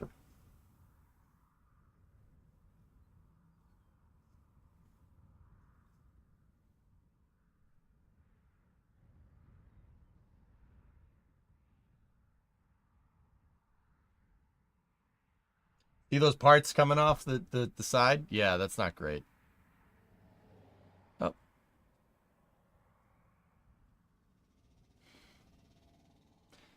Yeah, see all those pieces that's shaking off? Now, this mission did get into orbit, but it's just ablating. Oh yeah. Yeah, oh, there's another piece. Oh, where's D's footage? Hold on. I gotta find D's footage. This trust me. We gotta find this. Ah, yeah, here we go. Yeah, you see that? See that right there? That's part of the SRB leaving the vehicle. That's what all those sparks were. Now, I don't know who the heck this person is, but that's definitely D's footage. That's D's camera track from the Vulcan Cert 2 mission, which, see, the URL even says NASA spaceflight in it up there. Yeah, that's not great. Yeah, see that? That's not great. So that was the Cert 2 mission. Now, it's important to understand that the Cert 2 mission, the whole point of the Cert 2 mission was a certification mission. The certification was for national security space launches. So, launching payloads for Uncle Sam. This was supposed to be basically the health check for Vulcan. And, to be like, okay, yeah, no, we'll put our multi-billion-dollar spy satellite on your rocket. Surely nothing bad will happen. What the heck was that? The motor. It's throwing a rod. Is that serious? Yep.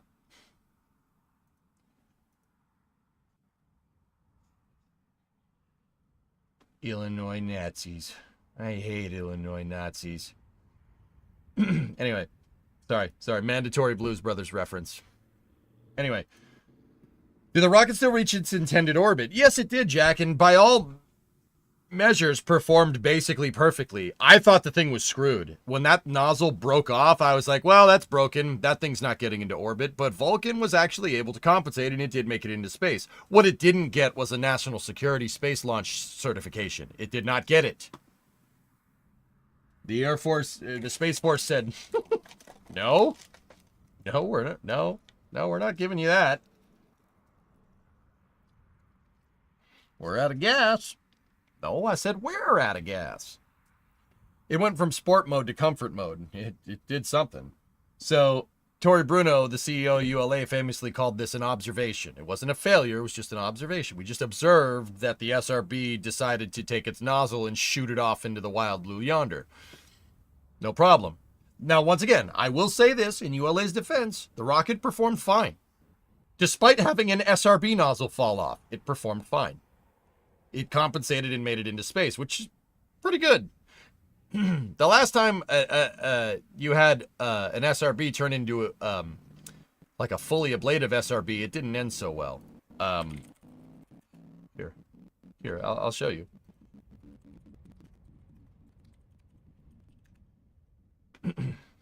This is my favorite video to show you guys. Watch. 5, 4, 3, 2, 1, 0. We have ignition and liftoff from Cape Canaveral Air Station. This is the Air Force Delta II launch vehicle carrying the new GPS-2R satellite. This is the Delta II GPS-2R launch from 1997 on a Delta II rocket. I think it was a 7950. Now, the Delta II rocket on its, little attachable SRBs, right? Also had one of the SRBs just, they also had an observation, right? We'll say they had an observation. Their observation did not end as well as the Vulcan mission, though. Here, you can see here. Subtle, right? We have had an anomaly.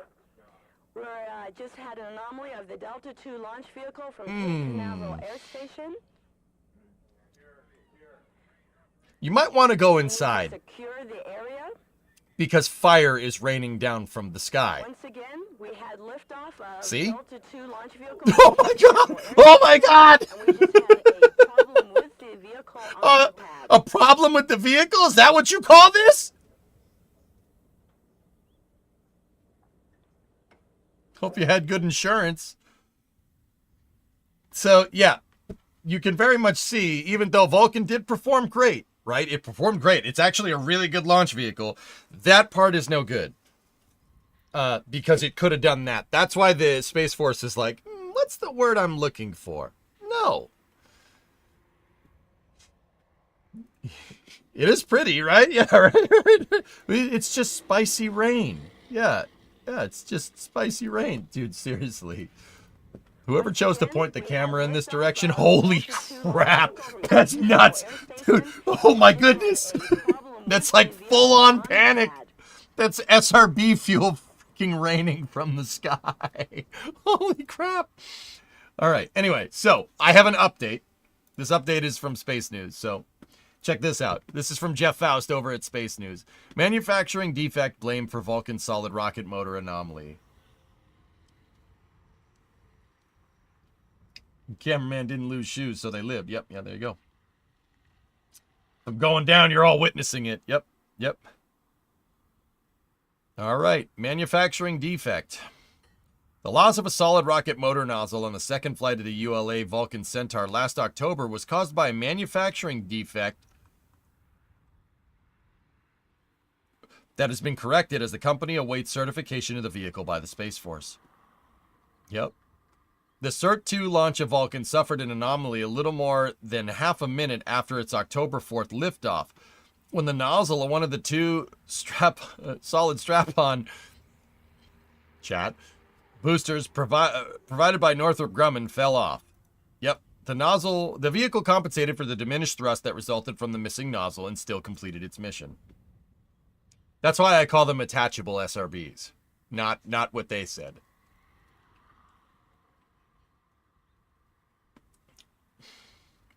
It's cool how Vulcan really tripped once the throat went. Not when the nozzle was breaking. That shows the divergent part of the nozzle only adds to the engine. Yeah, right? It did compensate. There was a little bit of a yaw rate on the vehicle from what I could tell, Lava. I didn't have the telemetry in front of me, but yeah, compensated no problem. Didn't even look. Dude, it compensated so much so that I saw it and I was like, that's not right. And there were a couple people in chat were like, why? It's fine. It's still flying straight. I'm like, In a March 12th media roundtable, Tori Bruno, president and chief executive of ULA, said the anomaly was traced to a manufacturing defect in one of the internal parts of the nozzle. An insulator, Miss Moneypenny. Specific details, he said, remained proprietary. We have isolated the root cause and made the appropriate corrective actions, he said, which were confirmed in a static fire test of a motor at the Northrop test site in Utah in February. So, we are back continuing to fabricate hardware and, at least initially, screening for what the root cause was. The investigation was aided by the recovery of hardware that fell off the motor while in flight, which landed near the pad, as well as trimmings of material left over from the manufacturing process. Also, ULA recovered both boosters from the ocean so that they could compare the one that lost its nozzle to the one that performed normally. The defective hardware just stood out night and day, Tori Bruno said. It was pretty clear that was an outlier, far out of family. Yeah, that's a way to put that. That information has been passed along to the Space Force as part of the process to obtain certification for national security missions. We've completed everything that you're supposed to do, he said, with that information provided last month. Typically, it's not a very long process in the past when vehicles are certified, but deferred questions on the timeline to certification to the Space Force. ULA's next launch will not be of Vulcan, but of Atlas, carrying a set of satellites for Amazon's Project Kuiper constellation. That would be followed, once the Vulcan is certified, of the SF-106 and SF-87 missions for the Space Force before switching back to Kuiper launches. Tory Bruno projected ULA will perform about a dozen launches this year, split roughly evenly between Atlas and Vulcan, and between national security and commercial missions. That includes Vulcan launches of Project Kuiper payloads, which should begin as soon as mid-year. An Atlas launch carrying 27 Kuiper satellites, he said, while a Vulcan can carry 45. Bruno also addressed in the media roundtable a report by Bloomberg on March 11th that the Department of the Air Force, in an annual assessment of contractor performance, had concluded ULA has performed unsatisfactorily on its national security space launch contract. Whoa! I didn't know that.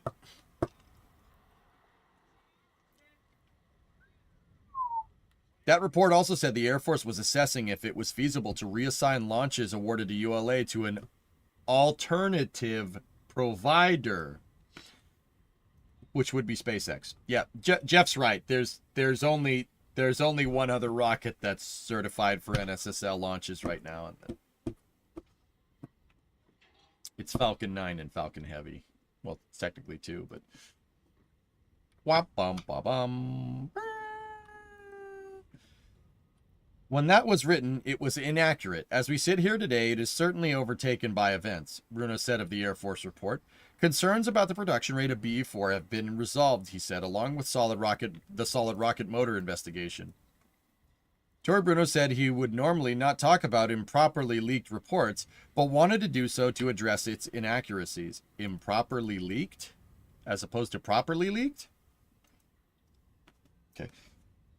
Besides its inaccuracies, I'm just a little bit suspicious that this was importantly leaked at the moment in time as I wait for my certification. Yo, Tory Bruno's gonna go after you. That seems, seems like that dude's not the guy you want to piss in his cornflakes. That's not, you don't want to do that. Damn, dude. Now, guys, I will say this. I think that the second to last paragraph is very, very telling right here. It was inaccurate. As we sit here today, it's certainly overtaken by events. Yep. There were concerns about the production rate of the BA-4. So, okay, the reason why a report like that would come out is because ULA is trying to scale. A couple of years ago, United Launch Alliance, who basically was really only there to launch Department of Defense missions for the longest time, they were paid by the government to provide a service to launch Department of Defense missions. That often gets called a subsidy. It's not a subsidy. They were paid a contracted service and they fulfilled their contractual obligations. But they were the only one that could launch anything into space. And then SpaceX came along, right? And now they have competition. SpaceX started launching Starlink satellites, and Jeff Bezos wants to launch Project Kuiper satellites. So what does that have to do with ULA? A couple of years ago, Jeff Bezos committed to the largest block buy of spaceflight infrastructure ever. Ever.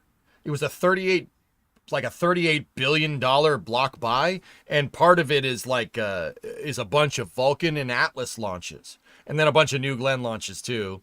He bought a rocket from a company that he owns.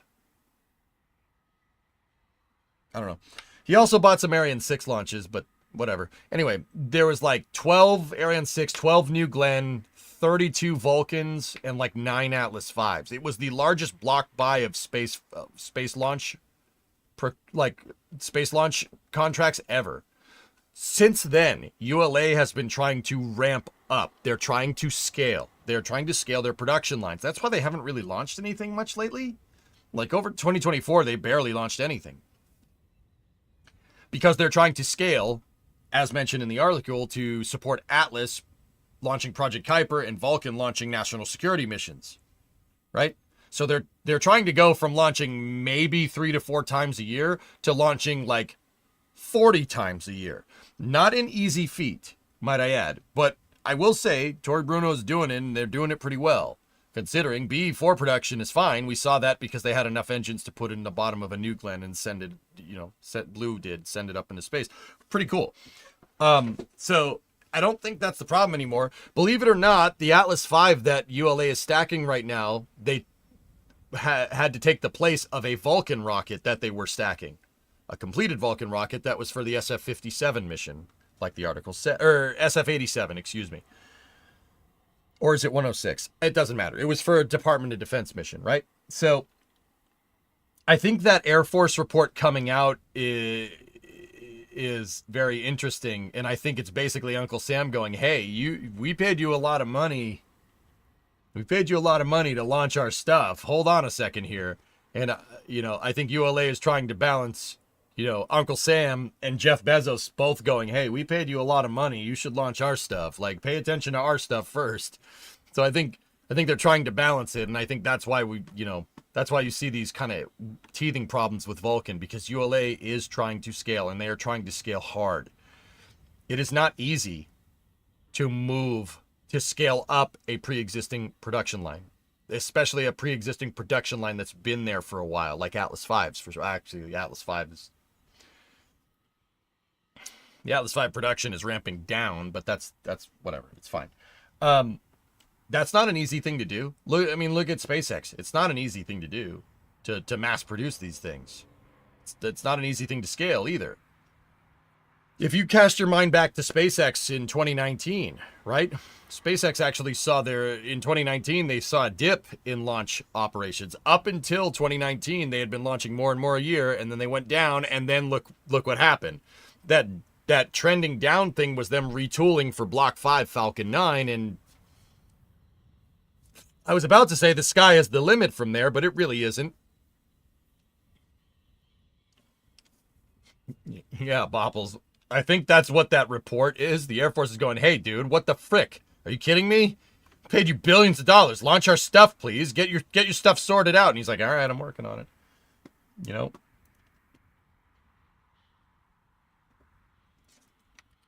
Oh, yeah. Here's all the project. Thank you. Thank you for this, Vargon. Here's all the Project Kuiper rockets that were bought. Yes, you're seeing that top one right.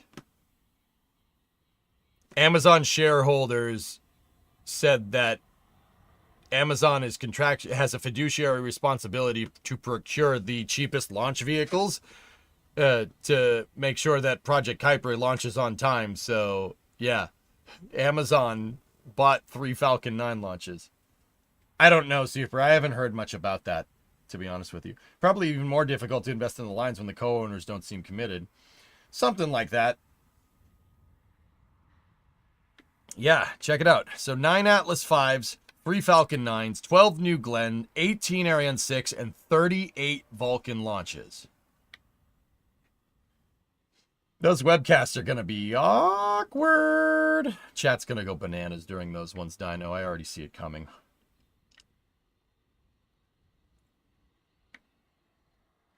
I thought it was 12 Ariane 6, not 18. But yeah, this is the single greatest investment in launch hardware ever. The financial repercussions of this is going to open up the door for a lot more people to be able to launch stuff into space for a much lower price. They will only stream them on Twitch and X.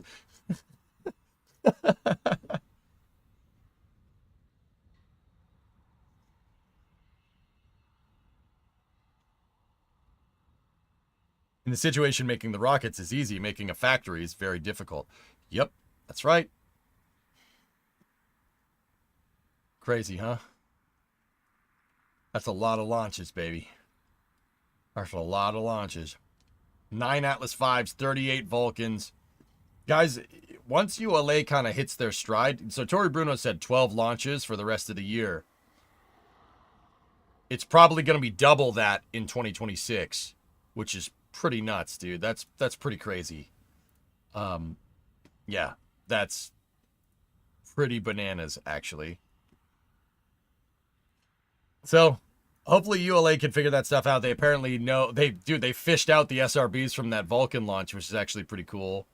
And, yeah, hopefully they get their certification soon, because they didn't get it on their certification flight. Yeah, but for Amazon, that adds a lot of capability to their AWS business, which is the cash cow. Bowel, I have a personal theory that Project Kuiper is not a Starlink competitor. I think that Project Kuiper is a internet satellite constellation, excuse me, cloud storage masking as an internet satellite constellation. I think Project Kuiper is built with Amazon Web Services in mind. It's not just here, have some internet. It's here, have some internet, and you store your information in a cloud of satellites, like 6,000 satellites up there, you know, because you're basically off-planeting your server, your data center. That's the idea. At least I think. I'm pretty sure.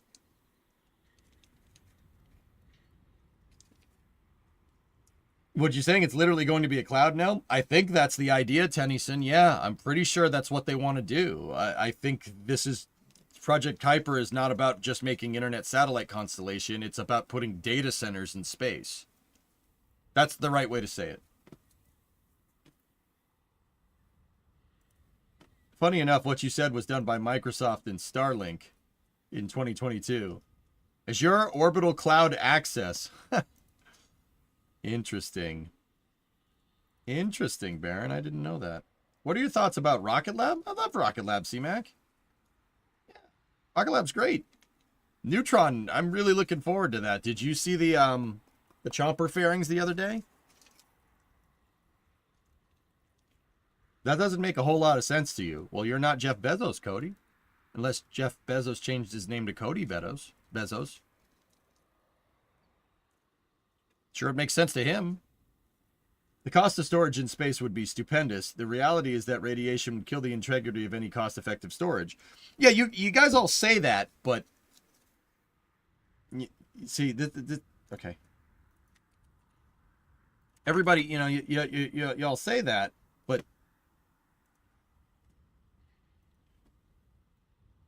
clearly, it was enough for Microsoft to want to invest in this.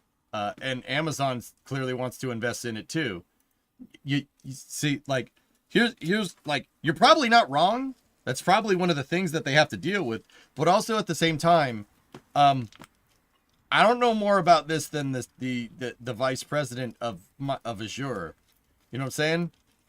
You know what I'm saying?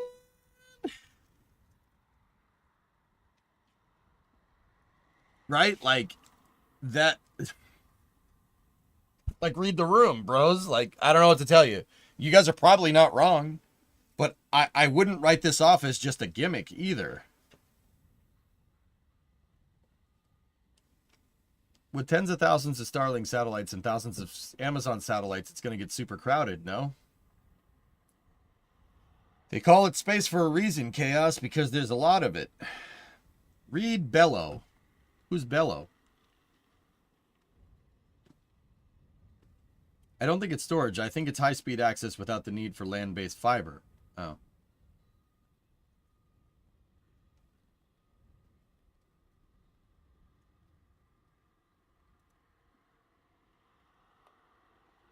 The Azure Orbital Ground Station.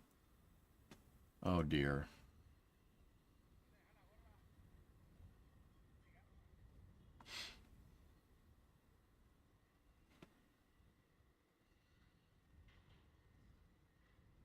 Hmm.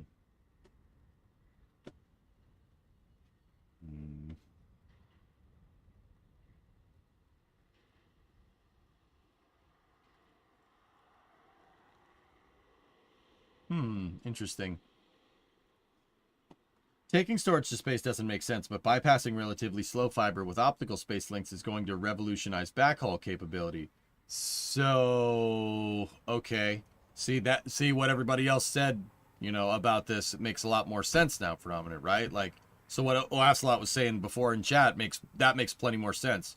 So, it's access to cloud, not necessarily off-planeting the storage, which would be kind of cool, but all right, cool. Which is something that Azure already did. Did Microsoft actually beat somebody to market for a change when it comes to satellite-based cloud services? Interesting.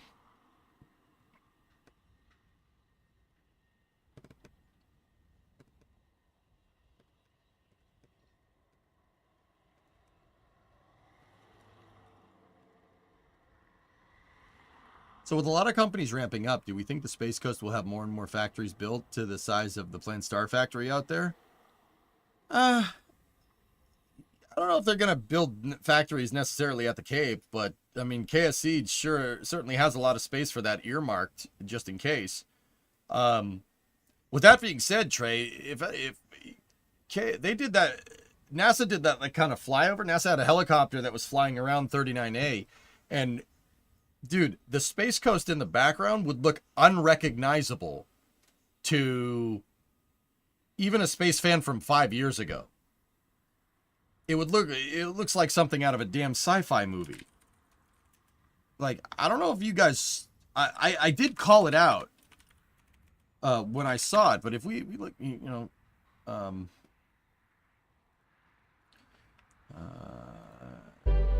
here, their coverage of the crew launch here.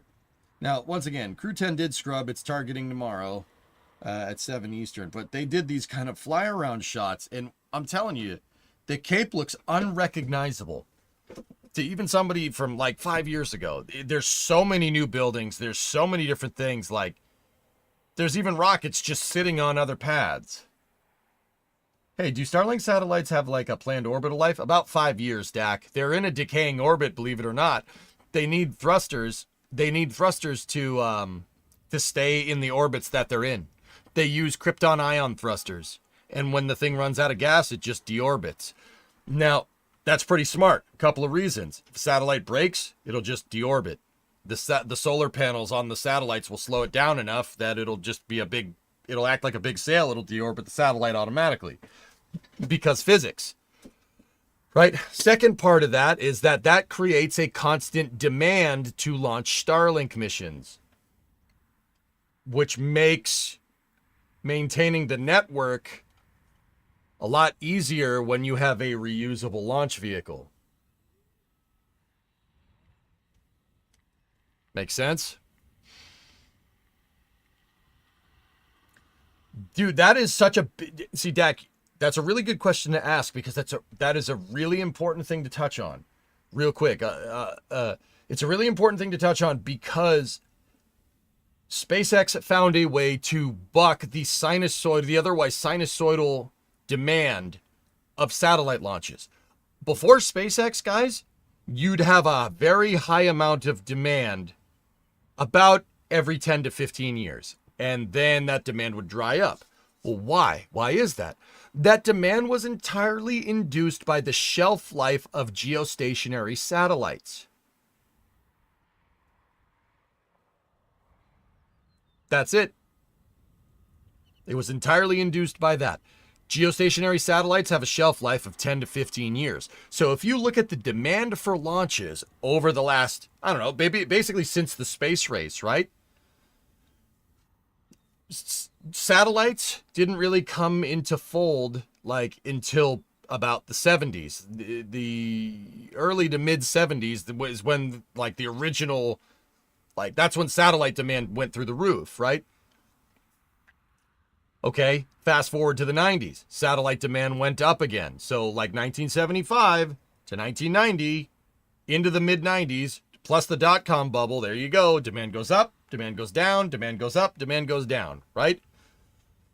The demand was kind of artificially inflated in the 90s because the Navy came up with this new satellite constellation that they wanted to try out to help understand real-time positioning of the United States Navy. They came up with this idea that induced a lot of demand called GPS. Yeah. So that kind of bucked the launch up as well, right? Then the dot-com bubble goes, and the demand for all the satellites kind of goes down as we get into the mid-2000s. And then guess what? 2005 plus 10, 15 years, there you go. You get to the late 20-teens, right? Give or take. I mean, keep in mind, it's a little bit of a blur. It's not like it's 10 to 15 years. It's nominal range. You get to the late 20-teens. SpaceX made a lot of initial money by launching geostationary satellites into space. And the people at SpaceX were smart. They knew that the demand was going to dry up. They knew it was going to happen. So they figured out a way to make their own demand. in global telecommunications. That's what Starlink is.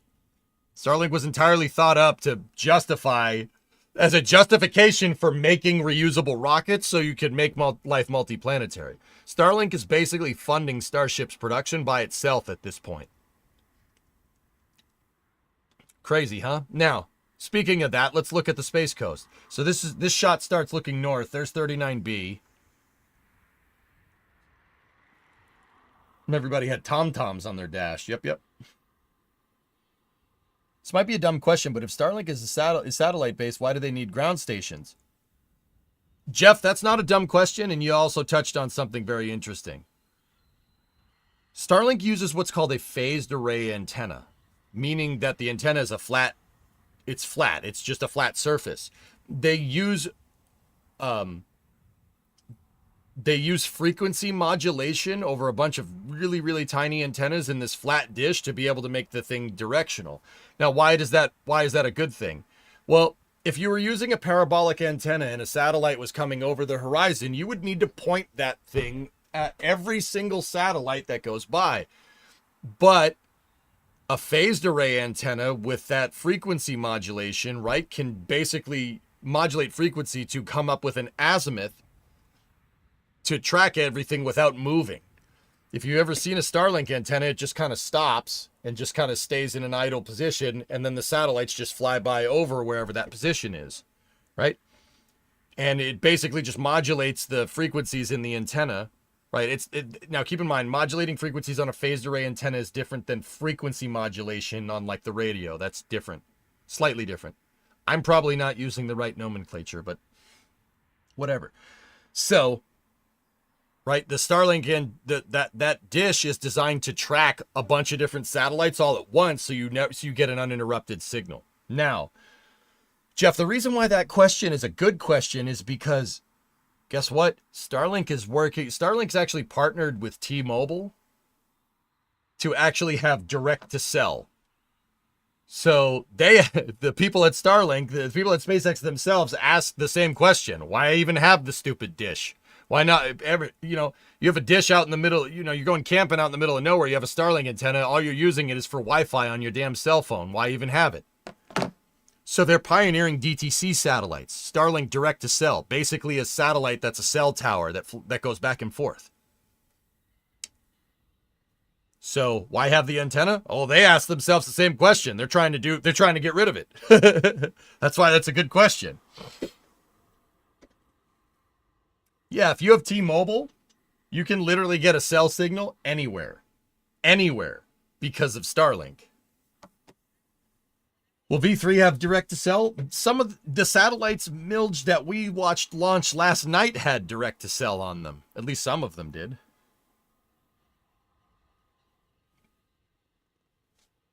Here, let me show you this background of the Cape, and then I'll keep talking about that.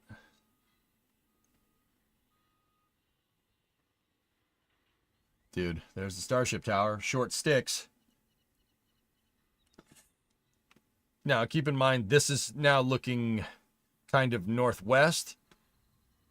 We'll be coming up here on looking at the SLF, which you can't really see. But there's a bunch of buildings being built out there.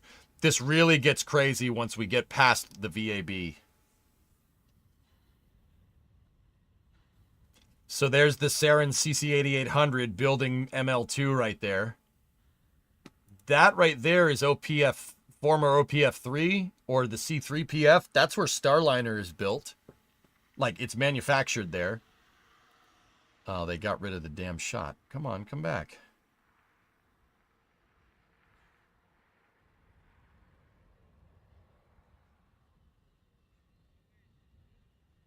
Here we go. So that's C3PF, that's OPF 1 and 2 over there. That's where the X-37 lives. What it does, I have no idea. There's the VAB. Artemis 2 is being stacked in that bay right there. Launch Control Center, Operations Support 1, Operations Support 2, KSC Press Site, Turning Basin. Now, this is where this gets bananas. All right, so that's KSC VC over there. That's Roberts Road. The Giga Bay is going to be right here, and it's going to be about, it would be about this tall in this picture. What is Jared doing with SLS? I'm not sure. Like, it would come out of the woods right here and be about that tall. It's about 2/3 the height of the VAB. That's the Atlantis exhibit at KSCVC. There's Blue's, that's Blue Origin's facilities right here. All of that.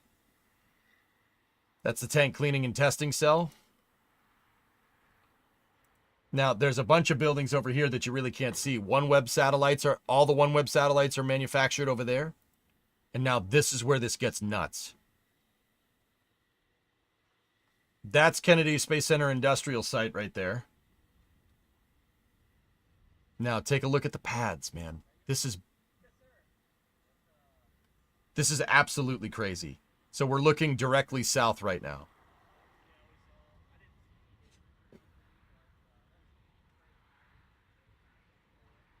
So right there is the Atlas Spaceflight Operations Center right there. That's ASOC right there. That's DOC. That's called the DOC, Delta Operations Center. The Delta Operations Center is kind of on its way out. There's Cape Canaveral Space Force Station. Right there is the former solid rocket motor assembly facility. SpaceX took that building over completely and used it for payload integration for Falcon 9. That's why it's painted black and white. Right there is the Spacecraft Processing Operations Center, or SPOC for short. ULA is extending the roof on this so they can turn it into a vehicle assembly building or a vertical integration facility for Vulcan. You see the roof being extended? It's nuts, man. Like, even those two, like, those are two hallmarks of the Cape, and they're both getting big. They're both getting expanded. It's pretty awesome. Okay, so that right there is Slick 37B's horizontal integration facility. Slick 37B is right there. In the background, you could see LC-36 right there. There's the blockhouse from LC-34.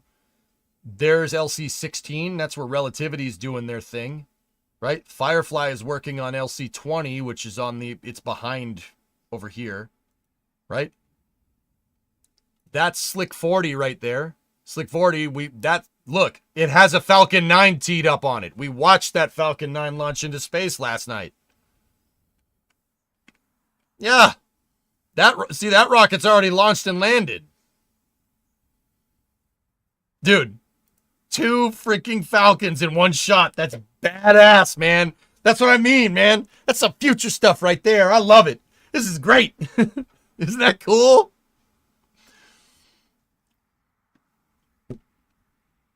I'll tell you what, yeah, we wanted to do this in KSP. Well, SpaceX beat me to the punch, RJ. What do you want? And then there's Slick 41 right there. That's the VIF, Vehicle Integration Facility. That is where they vertically stack Atlas. There is an Atlas V in that building, in this shot. There's 3 rockets in this shot right now. 2 Falcon 9s and an Atlas. Is that nuts?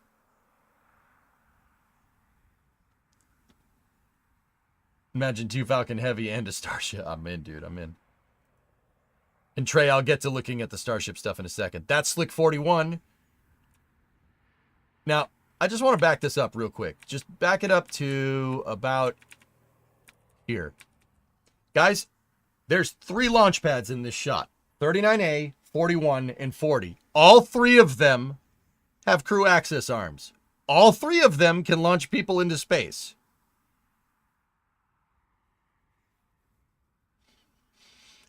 Note that I said launch people into space in the case of Slick 41. Just saying. When is that Atlas launching? That Project Kuiper mission? Another couple of weeks, dude. This is bananas. This would look unrecognizable to even me from like 5 years ago. I'm like, wait, Slick 40 has a crew access arm? Slick 41 has a crew access? What the hell? When did this happen? Right? That's the part you can't see. Our company already broke ground. Here, check the pictures.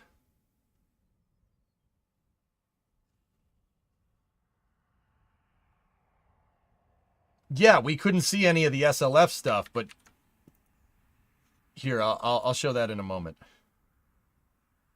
And now look, the pièce de résistance Dude, it is not a jackhammer, it is a jackhammer. Look, SpaceX set up the tents back at 39A. Starting to stockpile some crane parts and stuff over here. If you look at the side of 39A, the tower's about to come into view. Starship Tower. Oh, look. Look at all the excavators down there. Oh boy, oh boy. I wonder why you're staging construction equipment. Excavators, perhaps. There's 4 of them, and those are big excavators. You digging something? You digging something? What are you digging? What are you going to dig over there?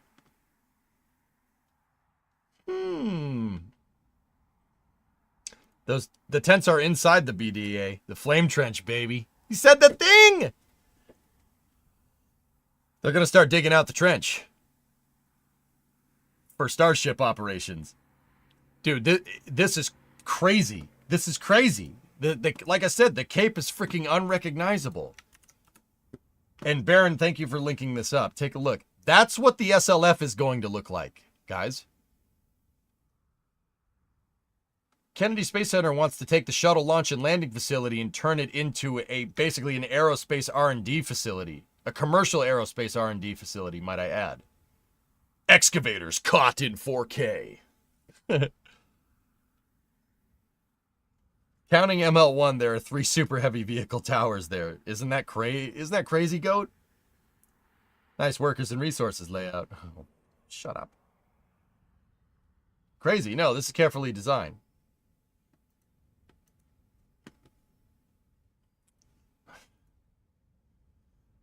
Oh my God. They did say Starship launch from 39A by the end of this year. Insane. That's a lot of work to do, Ordon. Who knows? I'm just wondering where's the other OLM then? Yeah, that's what the shuttle landing facility is going to look like eventually.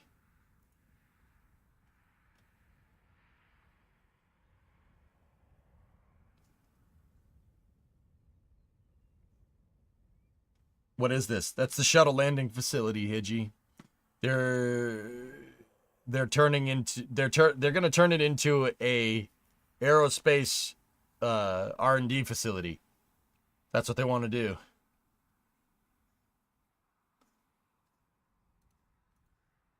Any idea when Dreamliner is due for its maiden launch? Dreamliner? That's the 787. It's been flying for a long time. That's what I mean, man. Cape looks unrecognizable. It's bananas. There's a lot going on here. Also, SpaceX just kind of tentatively hinted at putting, in their press release, they hinted at putting 2 more Starship catch towers right where that white structure is. So, you know, there's that. Dream Chaser. End of the year. Or by the end of the year. You took this picture a couple years ago from Playa Linda. Yep. Yeah, there you go, man. There you go. Oh yeah, yeah. See that structure right there? That whatever that is, that's Relativity working with Terran R. Doing whatever they're doing. I don't know. It's crazy, man. This is ridiculous. There's so many freaking active launch pads. I love it. I love it.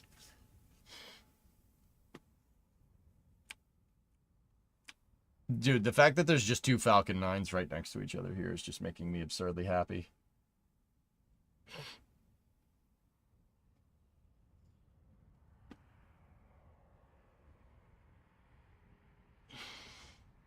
Almost looks like the 60s.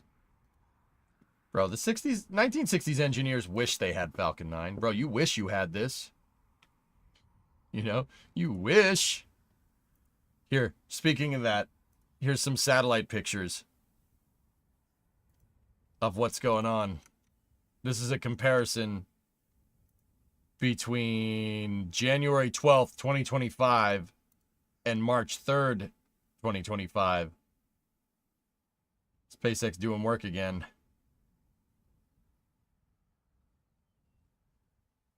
Oh, baby, baby, baby, baby.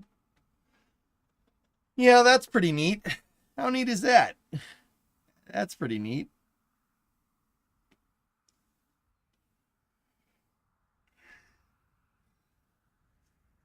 That's a lot of grading. That's a lot of grading. And jam, for what it's worth, yeah. Everything is inside the BDA. SpaceX has the lease to basically everything inside the BDA perimeter. That's where they built the second tower, dude. Shuttle is rolling in its grave right now. I think the shuttle would roll in its grave for Starship, dude. I'm telling you, RJ, that Starship ruined me. It ruined me. Ruined. Can't look at rockets the same anymore, man. I just can't do it.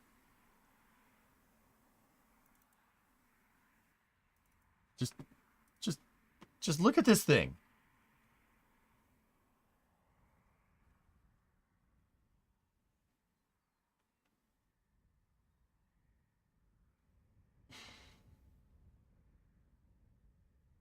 Next hop tonight? No, Kenwa. Crew 10 is going to go tomorrow.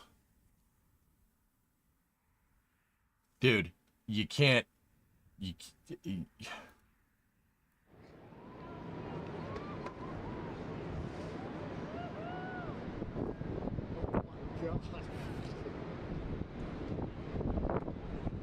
I know. I've seen shuttle launches, so I got a good idea what SLS is, but yeah.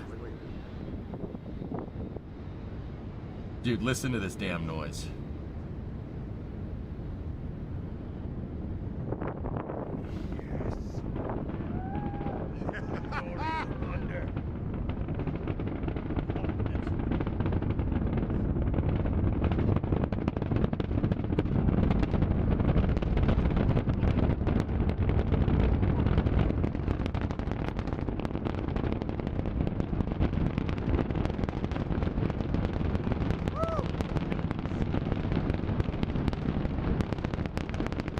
I don't know, Tyler. I don't know. We don't really have a word on that. I know. Sorry, Slave. It'll be sick.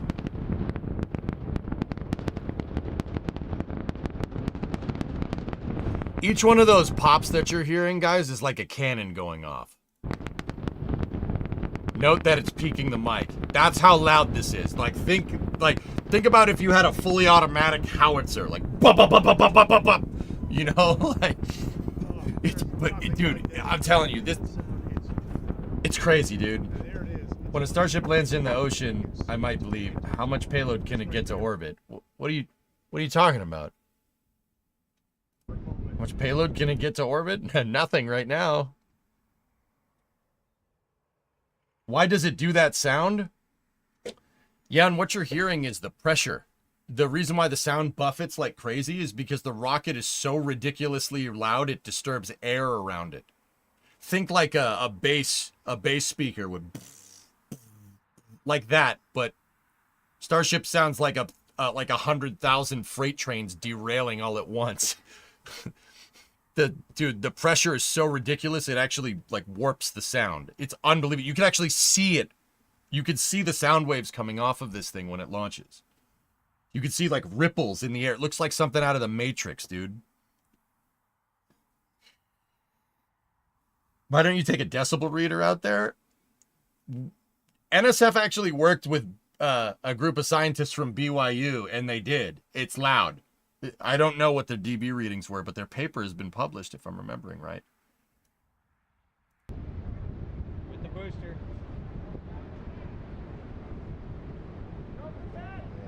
Dude, this part right here. Here's the hot staging ring. Oh my gosh, look at that thing coming at us. Yeah. Don't hit me. It's coming right for us. Don't touch me.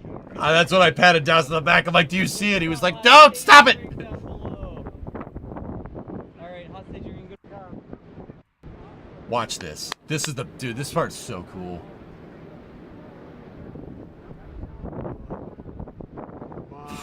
Here we go. We can see the glow. Yep.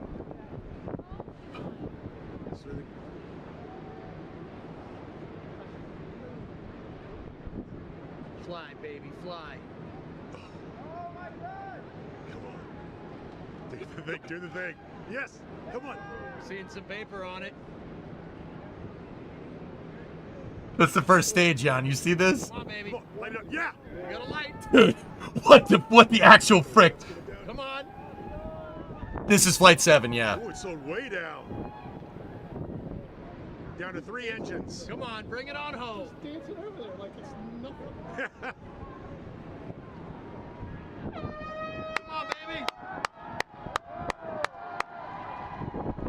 Yes! Oh my.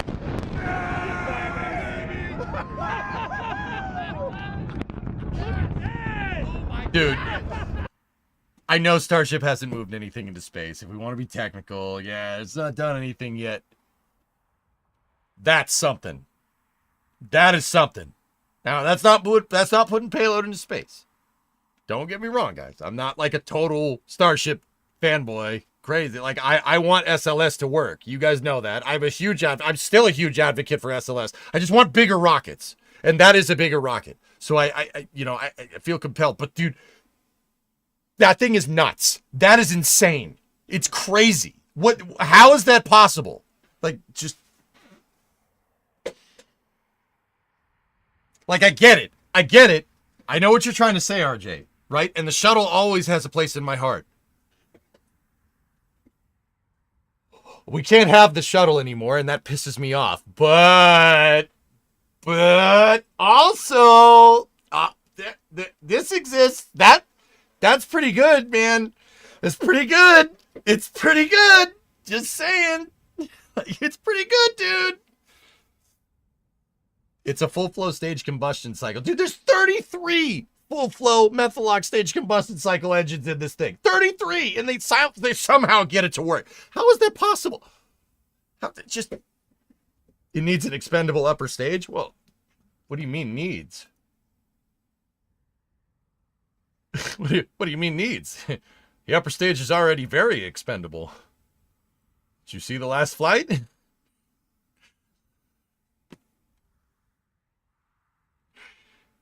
Four to 1 Sens is the first intermission against the Bruins. Also a second round pick. Dude, I don't want to talk about the Bruins, King. Dude, I don't want to talk about that. Some say it's too expendable. I would call the last two pretty expendable, Sib. Yeah. Well played. No, I know what you mean. Dude, this thing with a high energy stage on top of it. Oh. Actually, RJ, you want to hear something dirty? Want to hear something dirty about this? So, okay. This thing is nowhere near putting 100 metric tons into space. But if SpaceX can do that, if they can hit their stakeholder expectation of this thing being able to put 100 metric tons into LEO, check this out. Want to hear something crazy? A Starship could, if somebody built something like a LEM, all right? So like the Apollo LEM, and Starship had a payload bay, right? Inside of it, that's kind of like the space shuttles, right? If that thing can move 100 tons into LEO and you put a LEM in the payload bay, it could get it to the moon. Easily get it to the moon. It almost has the delta V to be able to come back from the moon and recircularize. It absolutely has the delta V to do a skip, but I don't know how good you're going to skip with thermal tiles, right? But also, if Starship can hit that 150-ton payload capacity that SpaceX is looking for, it doesn't need to aerobrake. It can just come back and circularize back around Earth and then come back down. That's what we're talking about here. We're talking about direct to LEO, direct to LLO insertion with a Starship. That's what it could do. No refueling. Nope, none of that. We don't need to do any of that. Dude, you could just go to the lunar surface. If, like, 150 tons, you could just go to the lunar surface with a 16-ton lander. Or you could just circularize it in the LLO and send a lander down.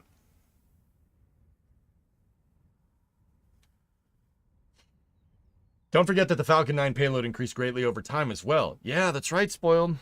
Dude, like, I love the shuttle. I love SLS. I really wish the shuttle still flew, and I want SLS to fly more. But you would be crazy to not want that. Dude, I'm telling you, this thing ruined rockets for me. The potential here is unreal, man. Is it true that Starship can carry as much weight as the ISS? I don't think so, Handsome. I think the ISS is like 400 tons or something. It's a big space station. Now, with that being said, you give Starship a shuttle-style payload bay, it could build you another one pretty damn fast.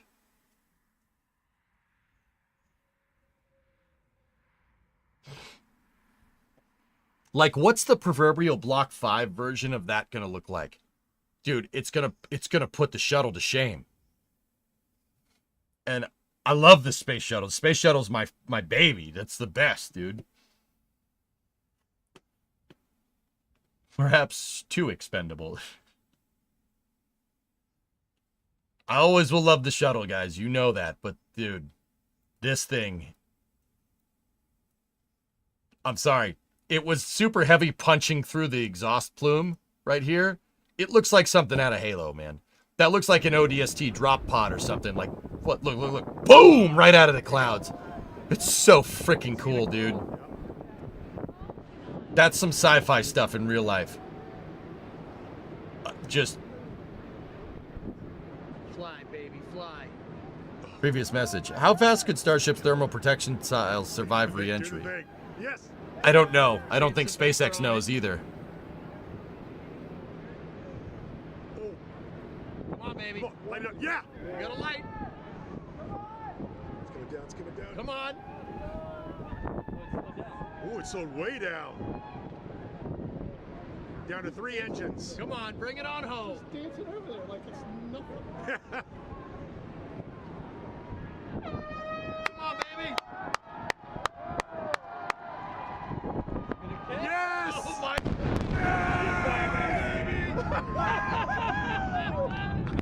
Oh my goodness! Yeah! We know the X-37B's tiles work at 80% of lunar return velocity. Yeah, that's right. And X-37 uses tough rock. Similar tiles to Starship. Do you think the next SpaceX vehicle will be ITS after Starship? Maybe. Yeah, Milgy, yeah, maybe.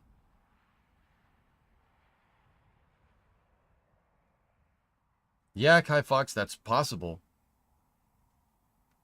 Did I see a little bit of green like the engine was starting to go? Ride Tech, that's most likely what's going on. They probably don't have the tunes just right for these things. They probably haven't dialed it in fully, but they're getting there, dude.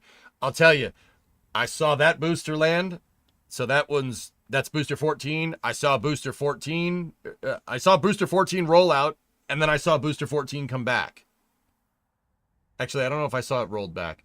Anyway, I saw the pictures from booster 12. I wasn't there for that flight, for flight 5, but I was there for 7 and 8. I saw, dude, the difference between the booster, like the health of the proverbial health of the booster between like flight 5 and flight 8 is ridiculous. I mean, I saw booster 15 roll into the production site. It does not look like it's flown. It's a little scorched at the very, very top of the booster, but other than that, it seems fine. Booster 14 had some really hard tempering on the outside. It looked like Ship 31 when it came through re-entry, up at the top. 15, it's not nearly as bad, which is crazy to me.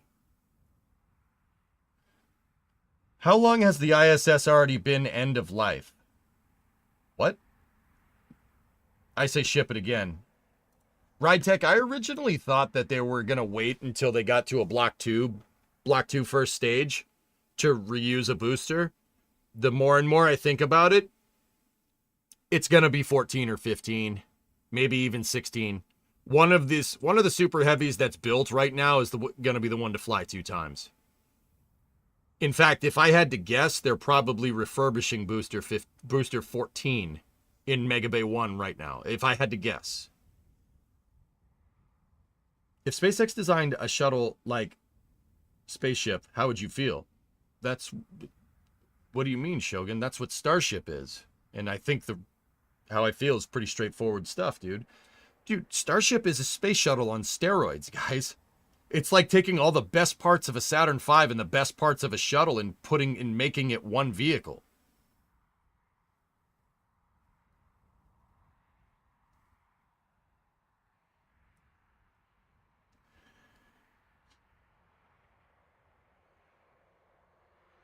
I'm really interested in what aerodynamics look like in the nozzles when the booster's coming back. As far as I know, the divergent section can also be used to choke the flow.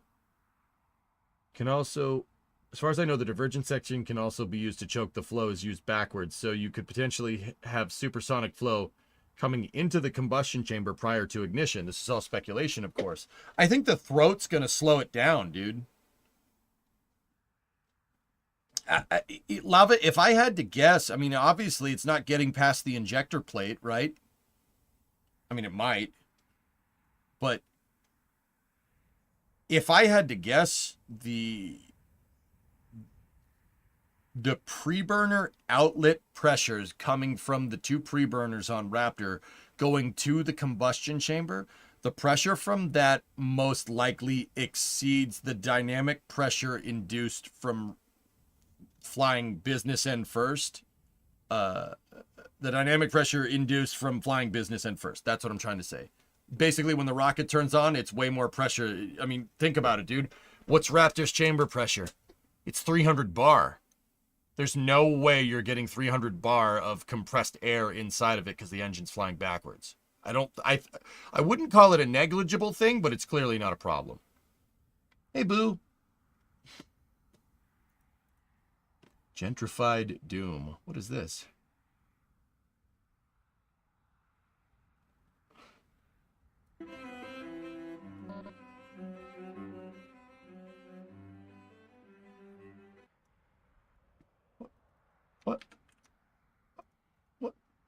What is this?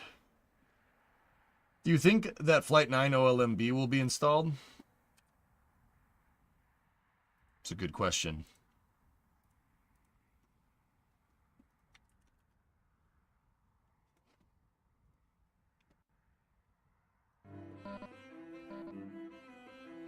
Picked up an hors d'oeuvre. Picked up some cash.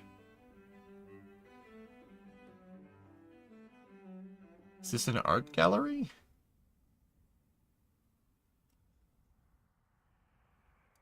Okay. And you have a wine glass. All right. All right. Do you know the square footage of the VAB? I don't, but it's gigantic. The only problem is that an entire Falcon can fit inside Super Heavy. Yeah, I know, right? It's pretty crazy. You're welcome. So that's a thing that exists.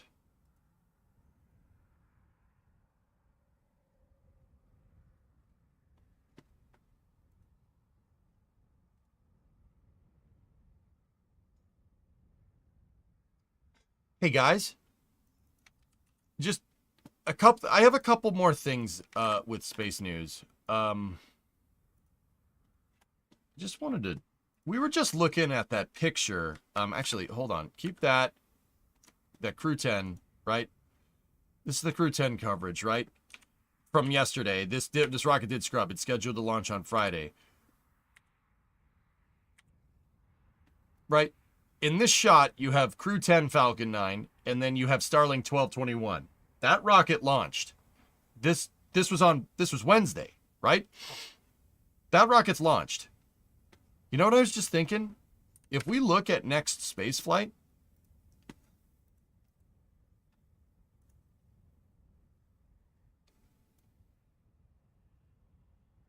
by the time Crew 10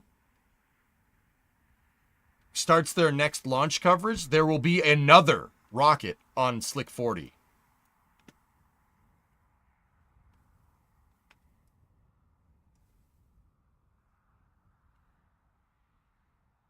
Because think about it. This is scheduled to go at Saturday at 6:30. Crew 10 launches at 7. That means they can't be near it.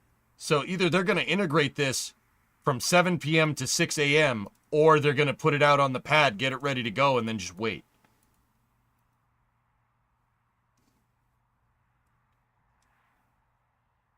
Is that crazy? Dude. Sorry, that's not really space news. That's just ridiculous.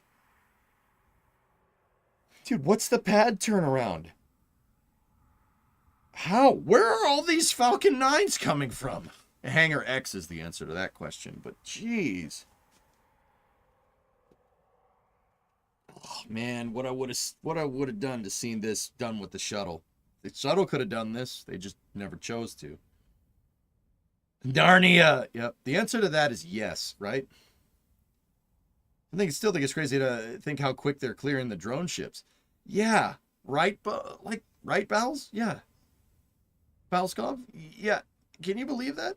Dude, they don't even, what they used to do is the drone ship would come into port, they'd moor it at the port, and maybe wait a day, and then take the the Falcon 9 off and put it on the pedestal, and then maybe the drone ship would roll out. Dude, now the drone ship comes in, it doesn't even shut off. They take the thing off and they send it right back out to sea. It's ridiculous. It's like you're unlikely to see a drone ship at Port Canaveral, which is, dude, because they're all out at sea.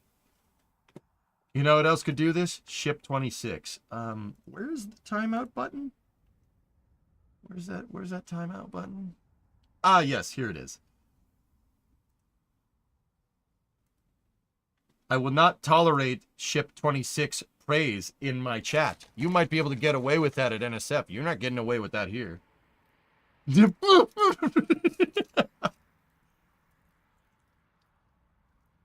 Yeah, home planet, right? Is Kevin in the Twitch chat? No, I don't think so. Unless he has an alt.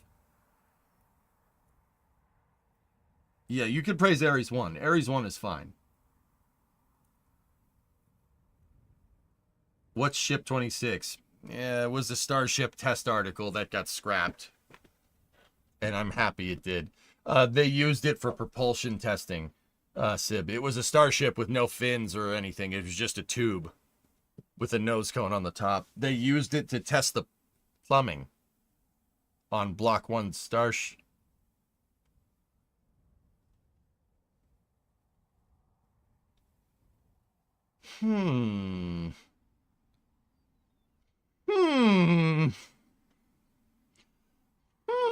Okay. That's a good point.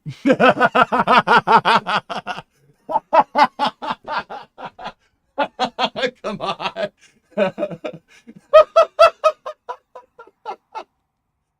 That's pretty good.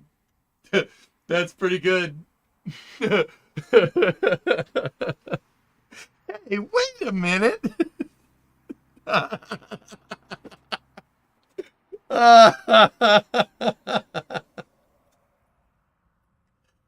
You might, maybe we should make another one of those now that I think about it. Ship 26, 1, EJ 0. I'll take the L. That's pretty damn funny. Oh. See Dino's link. Perfect destination for a perfect bracket. What is this video?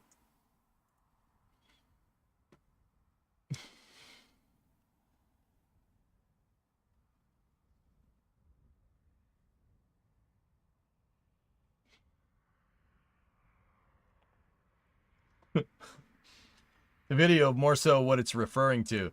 Oh yeah, X has a challenge if you predict March Madness. If you predict March Madness and get a perfect bracket, you could win a trip to Mars. Yeah, you win a ticket on a Starship flight. I'm a Sharks fan, so I feel you. Oh, House, I am not a fan of the Bruins front office right now. Yeah, let's just leave it at that. Just leave it at that and call it a day. We got Starship. We got a chance to win a ticket to Mars before GTA 6. I'd like to remind everybody, guys, that GTA 6 is set to come out in 6 months. You know that, right? It's 2025, remember?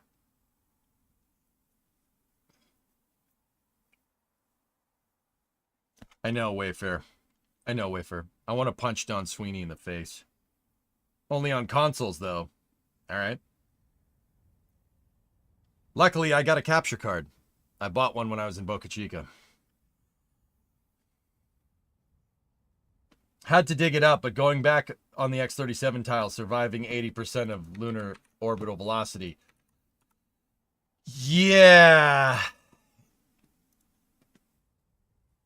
That's reinforced carbon-carbon, though, is it not, Phil? That's not tough rock. Thanks for the good review. All right, Home Planet. See you, buddy. You can see the moon near Mars in the 3 a.m. time frame tonight. Cool. Yeah, Almanac tweeted this, didn't he? Yeah. Dude, look at the tiles. The Tough Rock tiles fared better than the RCC. Granted, I was about to say, granted, the RCC is on the wing leading edge, but also the Tough Rock tiles seem to do just fine.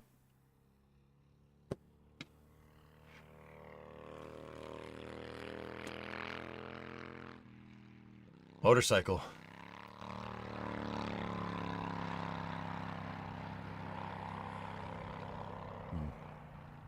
Did you hear that? Hold on, let me hear it again.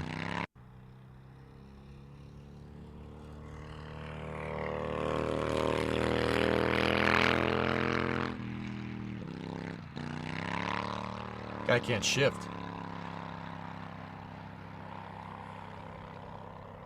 The nose cone tiles might be thicker than the wings. Let's be real, spoiled. These tiles are superbly thick.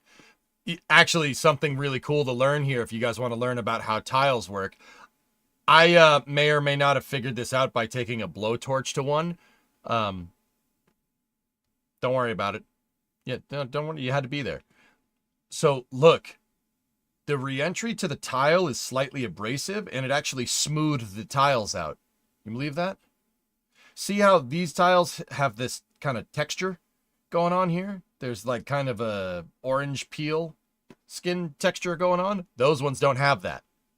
See what I mean? Pretty cool, huh? It actually smooths the tile over. We did see that to an extent on the shuttle, but apparently Tough Rock tiles do it as well. Yeah, it's been cut and buffed by plasma. That's pretty cool. All right? Hypersonic sandblaster. Yep. You know, it's pretty sci-fi to say it, but that's plasma scoring, which is actually super cool. I imagine to refurbish, they spray another coating over it. No, Tennyson, no need. They're fine. It just smoothed out the tile. This would be like, think about it like, if you detailed your car and you buffed the paint. That's all it is. Just smoothed it out. Yeah. Crazy, right? I've been reading about that. That it's actually really, really cool stuff.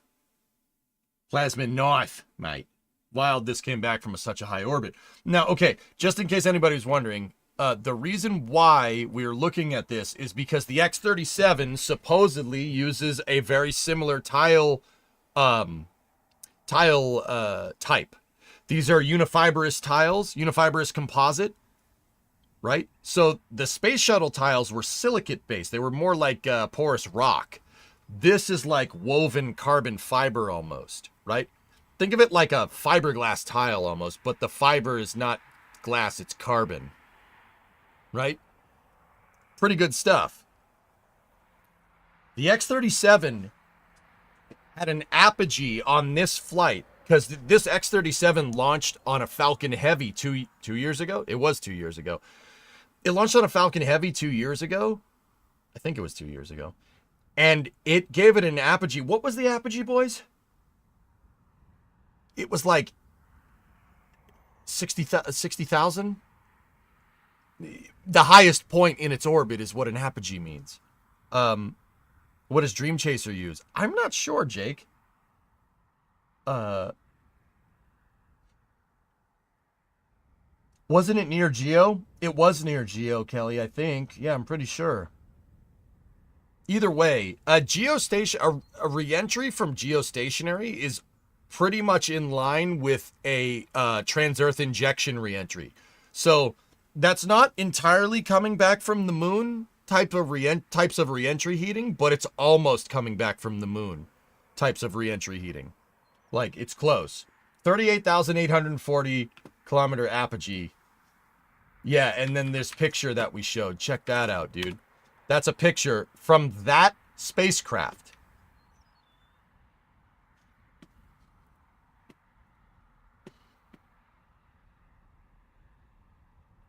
This thing that's back on the ground took that picture. I want people to just sit and think how ridiculous that actually is. So, you know, somebody, you know, a couple of people asked in YouTube chat, a couple of people asked in Twitch chat, you know, will Starship be able to handle lunar reentry? Well, the X-37 just came close to doing a lunar reentry, and it seems okay, and it uses a very similar tile. So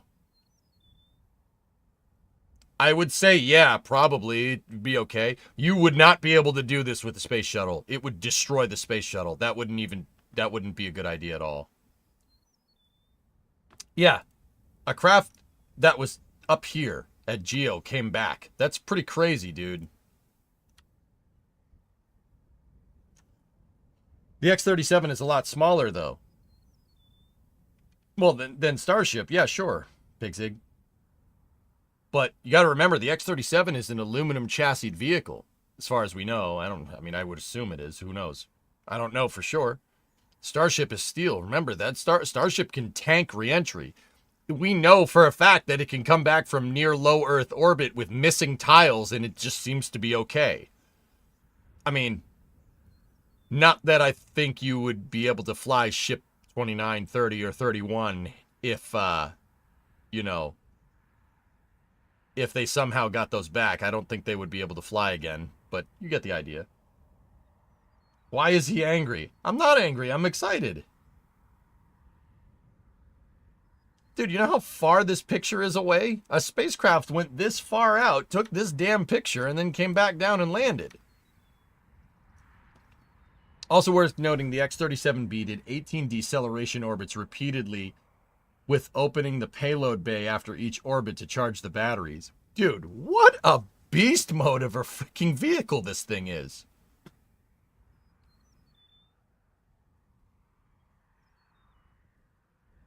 No, it's not done, Kelly. No, they'll launch another one. I think. I don't know. Maybe. How, Baron? How can Boeing make the X-37 and have that thing just be the Chadliest of all time Chadley vehicles, and then have something like Starliner also exist under the same roof? How is this possible?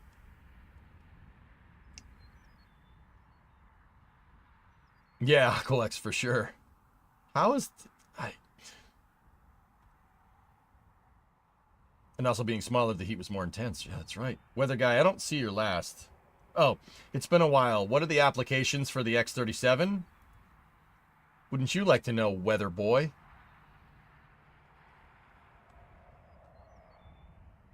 To be fair, it doesn't have people on it. It changes things a lot. Human rating is a little bit different, Tennyson. Yeah, and to be honest, the missions, not that I know what this thing does. Weather guy, I don't know. I don't know why the Air Force found it fit to put this thing out at geostationary and then bring it back. I have no idea. It got a great picture, though. I don't know what the X-37 does. It does something. Starliner's a capsule, not a shuttle. If they timed it right, could they just yoink a geosat?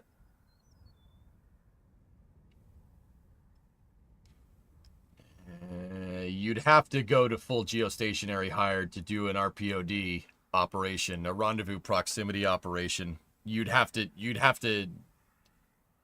No, you're not going to wrangle a satellite in geostationary orbit from a geostationary transfer. That's not happening.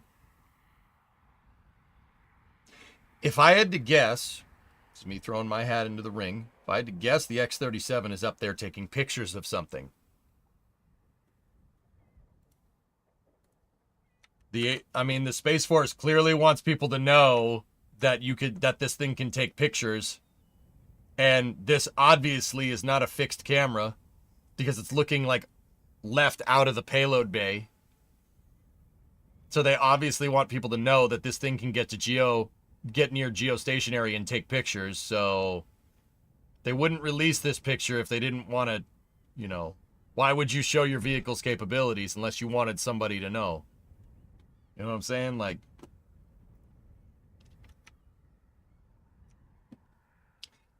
I don't think, okay, so with that all being said, I honestly don't think that, I don't think the X-37 is going to wrangle a satellite. I think it's going to take pictures of ones, though.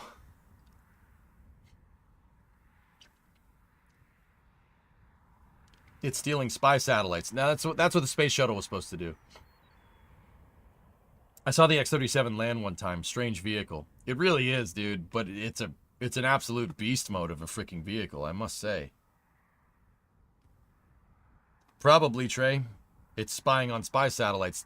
What?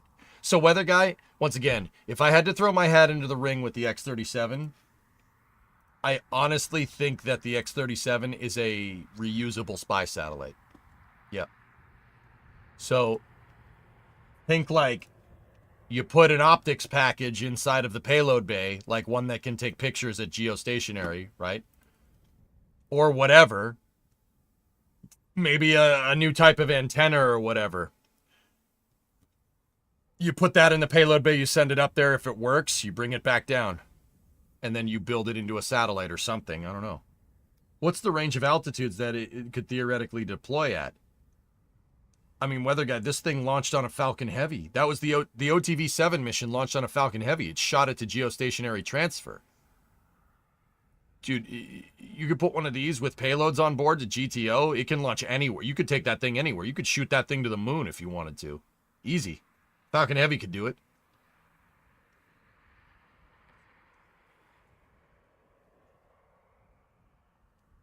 Because I want reusable weather satellites. If we can have spy satellites, we can have those too.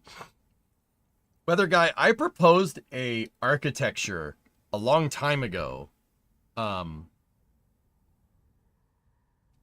think you were here for that. You know, people were...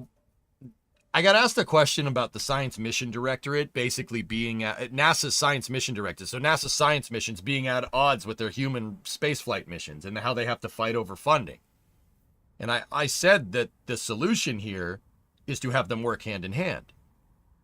And somebody asked, well, how are you going to, like, what about climate monitoring satellites? You know, what's preventing somebody from just being like, oh, we're going to cancel all the climate monitoring satellites. So we're going to discontinue the GOES program. We don't need that. We don't need NOAA or anything like that.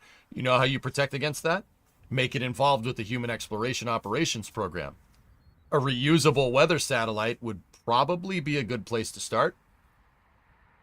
Because then you'd be manufacturing a bunch of those. And I can't see how that wouldn't help human exploration operations. You use your weather satellites. Use your weather satellites to develop full rapid reuse. Isn't GOES under NOAA, not NASA? Yeah, that... It was just an example, but yes.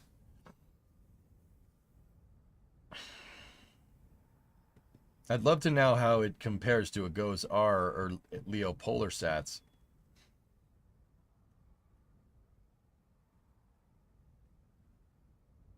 It's doing some tests for next generation's Sibbers, yeah, and Silent Barker. Yeah, there you go.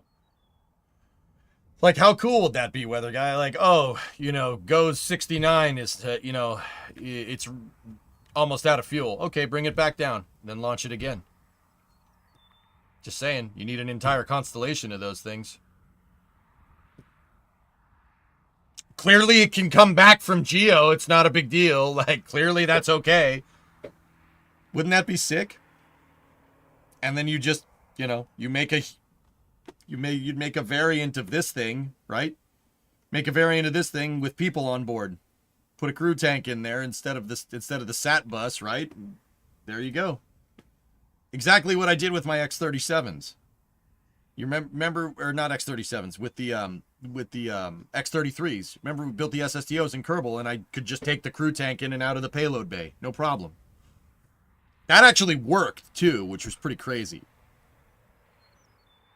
Rapid response satellites. Yeah, rapid response for disaster events, dude. You imagine like, you know, next to a HIF or something, you just have like an NOAA hangar with just a fleet of these bad boys in it. You want a sustainable space program, that's a pretty good place to start. Just saying. Hey, Frackery, what's up?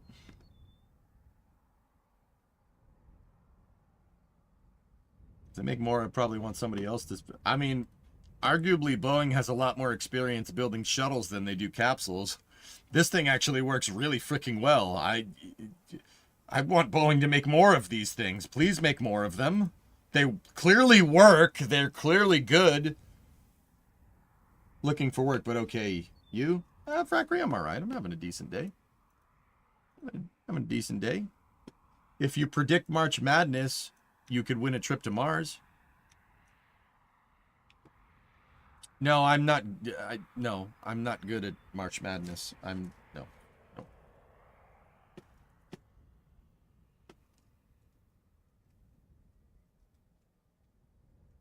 The X2 is doing flight tests right now. Saw her in real life and she sounds scary.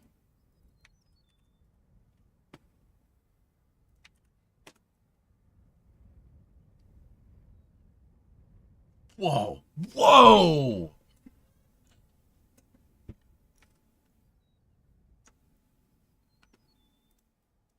Hold up.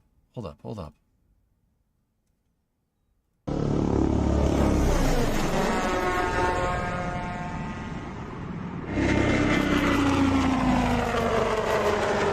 That's awesome! That's sick! Listen to that thing! Bro! Dude, they're still doing this? I thought they decided to go with that stupid tilt rotor thing. This thing is money, dude. Those things are so cool. Look at that. It does, Shaw, right? Yeah, it sounds like a wankle.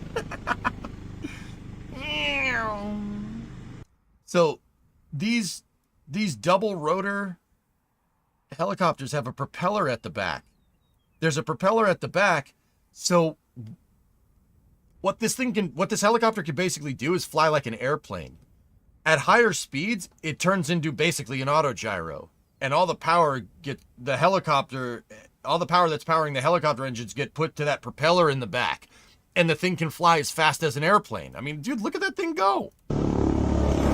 Dude, that thing's booking. That's awesome. That's sick. Reminds me of your Kerbal build. My Kerbal build was super heavily inspired by this thing. And you saw what we did with it in KSP. We could do crazy stuff with it. Oh, that's badass, man. They did, Eddie. Yep. Still not as cool as the Sikorsky. Yeah. Yes, it is. Yes, it is. Discovery. Hey, Metric Tier 3, 84 months. Thanks, man. Cheers to 7 years. Thanks for watching, dude. It's kind of like an Osprey without tilting rotors. Exactly, Rage Quit. Exactly. And it's way simpler than an Osprey. That's why I thought this design was great. It's so good. Dude, that thing is more maneuverable than a helicopter and goes just as fast as an airplane. Do they hide behind trees to issue speeding tickets, too? Speeding tickets. Watch, watch, watch, watch, watch. It's just gonna stop.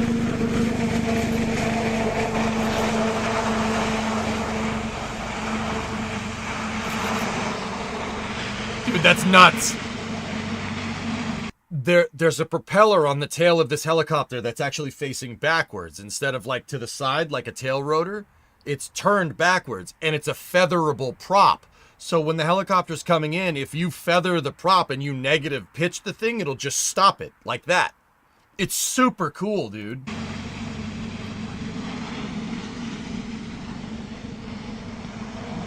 You can create reverse thrust with the damn thing.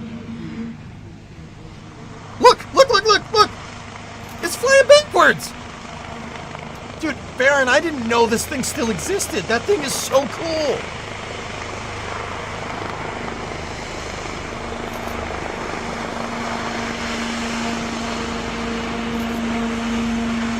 good, Jam. I'm backing up, backing up, backing up, backing up. You can parallel park this helicopter, yes.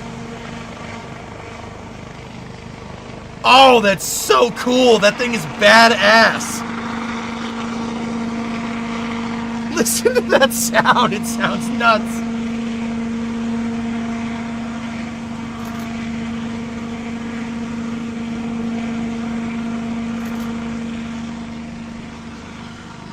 Dude, it's tilted. Oh, it's so cool.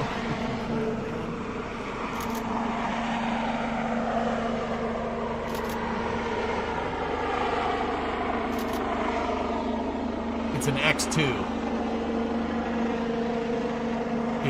It's a newer version of a continuation of the SB-1 Defiant program.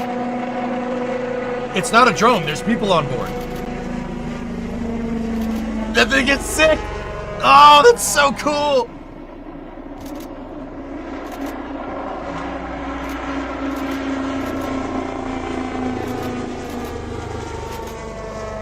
Bruh. Dude, frick ospreys. That thing is 10,000 times cooler.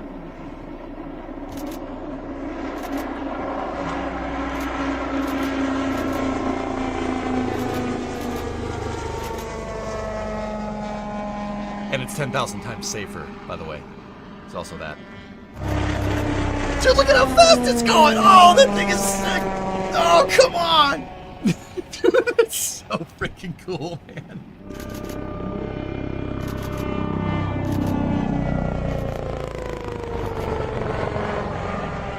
Oh, I love helicopters. Helicopters are sick.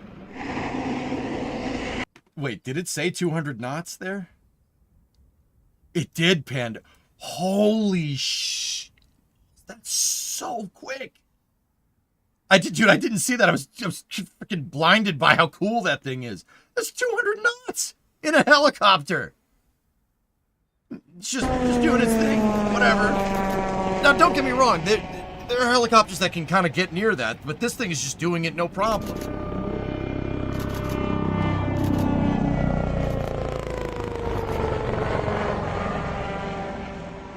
Yeah, 200 in a cruise. I'll link this up if you guys want to see it. It's coming from the Aviationist.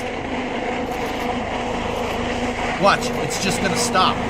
It'll just...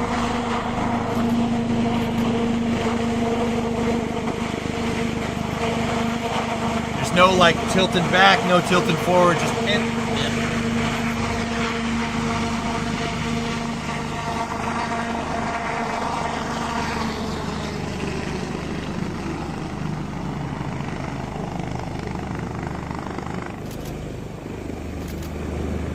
It's so cool, Jam. Yeah, it'd be perfect for that, man. See, I was bumming because this helicopter is a continuation of the SB-1 Defiant program. The Defiant is a bigger version of this helicopter. Like, the Defiant's somewhere between, like, a UH-60 and, like, a CH-53. It's, like, kind of like an intermediate size, I guess. And they canceled the SB-1 program, which is bullcrap. And because it was in a down select program with this hunk of crap, which is... Fuck that thing. V-tail. Yeah, ask Beechcraft Bonanzas how well that turned out. No. Screw that. That's better.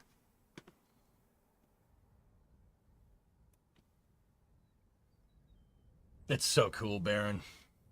Yeah, it lost in a the Future Long Range Assault Aircraft program. They chose that thing to replace UH-60s. I'm serious. The Doctor Killer. That's right, Kelly. Can we bring back the RAH-66? Yeah, guys, don't get me wrong. I know this isn't the first time something like this has existed. They messed with this thing as an attack helicopter variant in the 70s. Not that exact thing, right? But,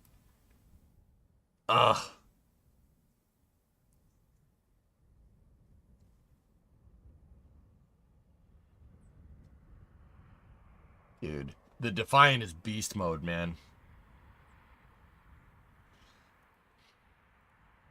There's the X2.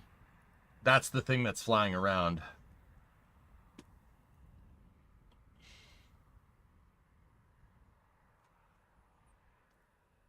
Oh, the thing is so cool, dude. Hold on, I gotta see it again. I gotta see that. I gotta see that freaking. That's awesome! Look at it go! Dude, it's so freaking cool, man. Oh, this is Space. Marcel, get to the sub to Oxalicious. Thanks, Marcel. I appreciate you, man. Dude, that just made my day seeing that thing fly. I didn't know the X2 was a thing, dude. Yeah, watch. Watch this. Mute the music. Look at that. Look at. That's why those are cool. The Defiant can go faster than a, what is that, a Citation? I think that's a Citation, maybe a CJ4. And guys, the Defiant was not a small helicopter. Like I said, it's somewhere between a UH-60 and a CH-53. Look at it. It's bigger than the damn Cessna. Oh, God, that thing is cool.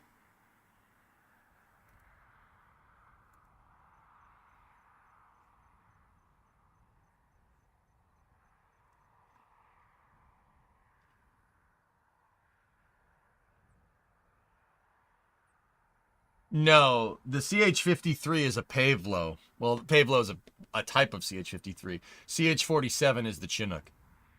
Chinook is the fastest helicopter we got, by the way. It's the fastest helicopter the Army has. True story. It's faster than an Apache.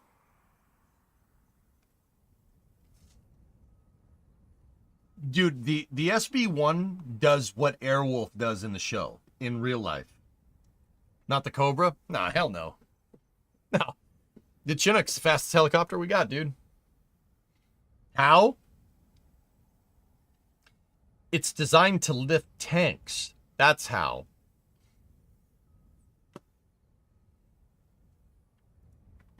To be fair, the Apache has guns and missiles hanging off of it.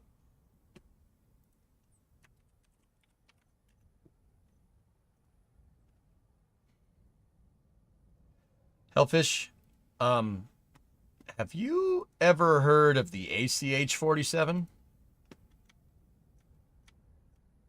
With rocket pods and a grenade launcher mounted on the front?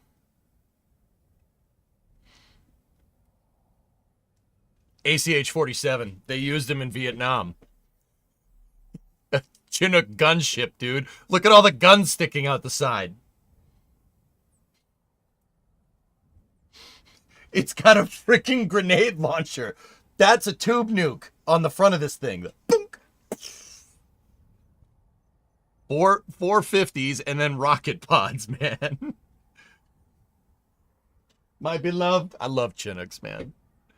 It needs a 105. I mean, it could hold it. Two M60s on the tail ramp. Nice.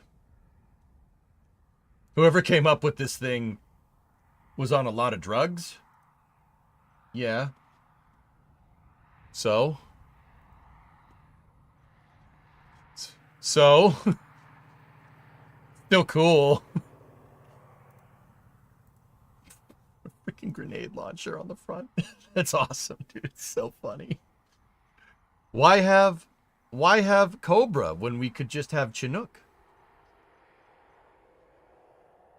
Screw it! More guns. Dude, can you imagine? Can you imagine what this thing would be able to do if it had like two like Vulcans, two M62s in the doors instead? I mean, we could do budget Hind. We have Hind at home. Hind at home. It's actually probably better than one. Not M62s. M134s, excuse me. Yeah, that was the idea, House. They were experimenting with what a Hind does. So the Russian Mil-24 is not a gunship, and it's not a utility helicopter either. It's halfway in between. The idea is that the helicopter comes in creates a landing zone by basically killing everything because it's, you know, it is a gunship, right? And then it lands, right? Deploy some troops, and you can basically fly around and have a close-in weapon system, or close air support, excuse me, like basically on tap, and then it could just pick everybody up and leave. That was the idea. That's the same idea, but with a U.S. helicopter. Sea Whiz on a helicopter? Well, that's what I was just saying.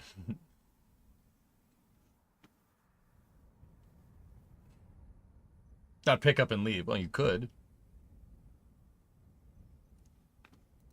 Defiant doing some trolling. What's this video?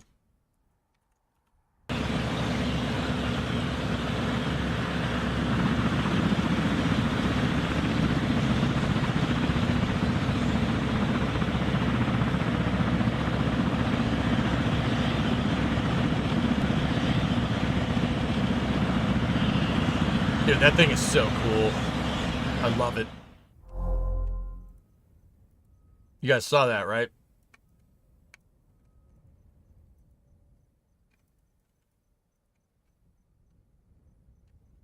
Why two rotors? So, Big Dog, it has two rotors for the same reason why a Chinook has two rotors. So the Chinook has two rotors that spin at the exact same RPM in opposite directions. The reason why is because if you have a single helicopter with a rotor spinning on the top, you run into this problem. There's two big things happen here. One of them is called intermediate axis theorem, right? If you have a blade spinning on the top like this, it's going to want to tip over. All right?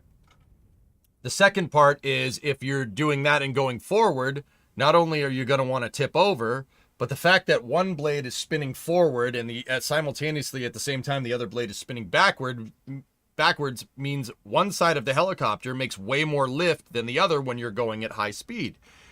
When you're going at a high enough speed, your blades start to act like wings, because that's what a helicopter blade is. It's just a wing that they're spinning around. It's an airfoil shape that you're spinning around really, really fast, right?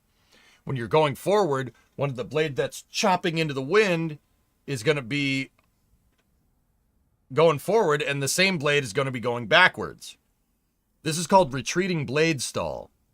So one blade is going to be generating a ton of lift and the other one isn't. So when you're flying like this, helicopters, because of the precession up there on the main rotor, right, because of intermediate axis theorem and retreating blade stall, helicopters constantly want to do this. Like a regular helicopter with a big blade on the top and a little blade on the back. That's what the tail rotor is there for. The tail rotor on a helicopter is there to prevent the helicopter from basically doing this and then spinning out of control. Right? The Chinook overcomes this problem because it has two rotors that are spinning opposite of each other. One rotor is spinning and it wants to precess this way, and the other one is spinning and it wants to precess that way. If they're spinning at the exact same RPM, the gyroscopic forces actually cancel each other out. And if you're going forward, the front blade is spinning forward and the rear blade is spinning forward on one side. Front blade is spinning forward on one side, the rear blade is spinning forward on the other, and you don't have as much retreating blade stall. Don't get me wrong, the Chinook still wants to do this because one blade's up front and one's in the back. It's like having a wing on the front and back of your plane, right? So the Chinook is good. The Chinook kind of addresses some of these problems, right? So with the SB-1, what they did was they just put the blades on top of each other. Now, the reason why they did that, right? The reason why they did that is one, so this configuration is called contra-rotating when they're on top. If you note, one's spinning one way and the other one's spinning the other way. Right? They're both spinning. One is spinning counterclockwise, the other one's spinning clockwise. Now, the reason why you put them on top of each other like this, twofold with this design, okay? Let me refresh. Twofold with this design. So, the first one, you eliminate that retreating blade stall, and with the two rotor design, you eliminate the precession force that wants to make the thing flip over, right? You get rid of those. The second part is because they put a propeller on the back. See the propeller back there? That propeller The blades on that propeller can move. They can move like this. They can pitch. It's a variable pitch propeller. Not a new thing. They've been doing that since World War II, right? But the thing about the SB1, right, is that there's a clutch that engages and disengages this drive right here. So you could shut your propeller off and back. When the propeller is off, this thing works just like a helicopter. See? Works just like a helicopter. When they go to engage this thing, when they go to engage that propeller, then it's going to provide thrust. And that propeller, coupled with the twin spinning blades, right, which is eliminating precession and retreating blade stall, means the helicopter, when the propeller is going, can basically fly like an airplane. Remember how I said the Chinook has one blade up front and one blade in the back, and the front blade is spinning this way, the rear blade's spinning that way. With this, the blades being on top of each other, the blades just work like wings on an airplane. The end result is this. A helicopter that can fly as fast as an airplane. Isn't that sick?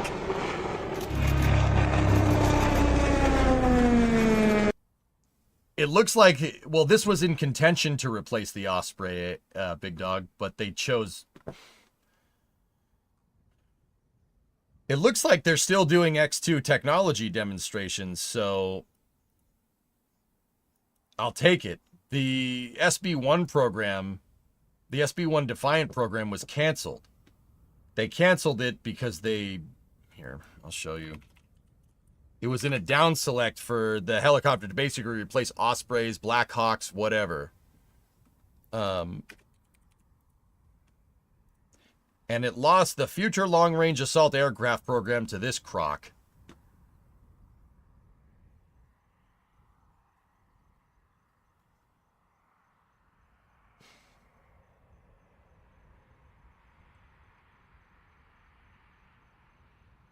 How? I don't know. Army gonna do Army things? So the V-280 Valor in its defense is actually pretty dang cool. All right, it does what a V-22 does, but it doesn't spin the entire motor. There's a motor with a drive shaft out, and the propeller and your rotor assembly on the propeller are the only thing that moves. It doesn't move the entire engine like a V-22 does. But I mean, I don't know, like, that's great. Yeah, you don't move the engine, and I suppose that makes it a little bit nicer, but also at the same time, that doesn't make this thing any easier to work on. It still has all the same moving parts as a V-22. Just saying. They simplified the tail assembly a little bit with that V-tail, but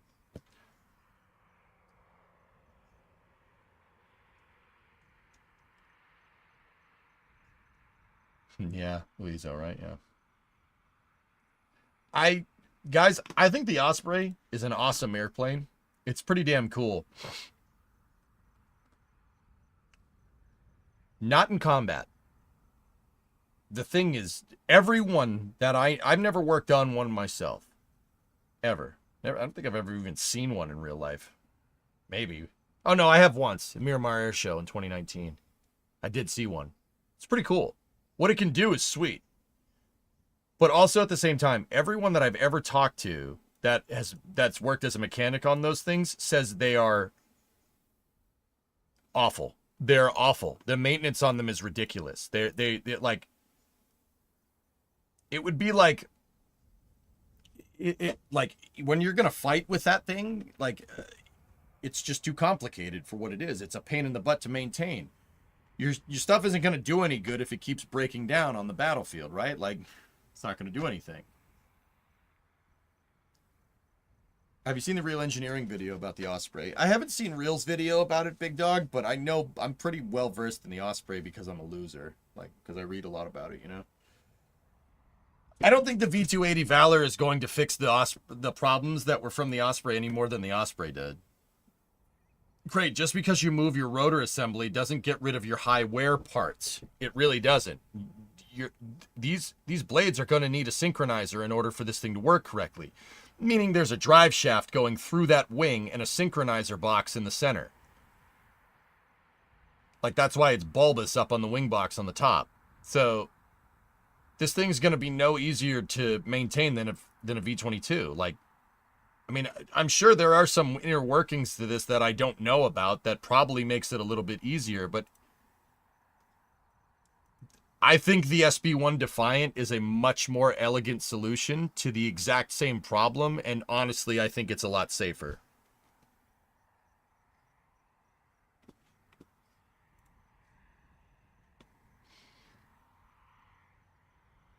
You should know Phantom Works is still working on the Canard rotor wing helicopter with DARPA. Yes, you'll hate it.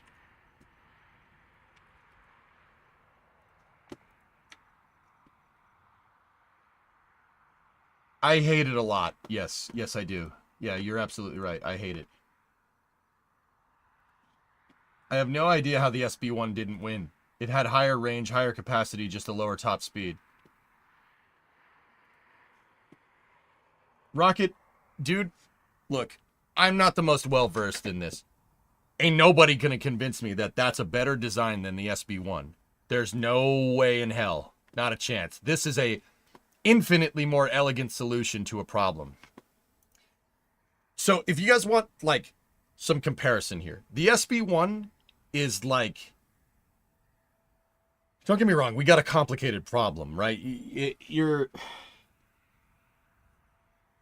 It's a so much simpler solution to a much more hardcore problem. Like, I don't even think I can come up with a good comparison. Like,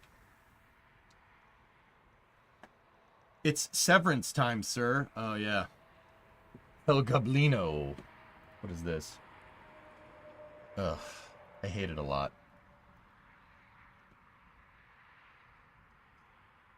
I can't even, like, dude, I'm trying to come up with a comparison. Like, say your mission is to go to the grocery store and get groceries, and you have the option between, like, a Maybach and a Ford Focus. Like, you're gonna take the Focus. But in this particular case, they were like, no, that Maybach, that's the thing for the job. It can go faster than the Focus, so it's good. It's like,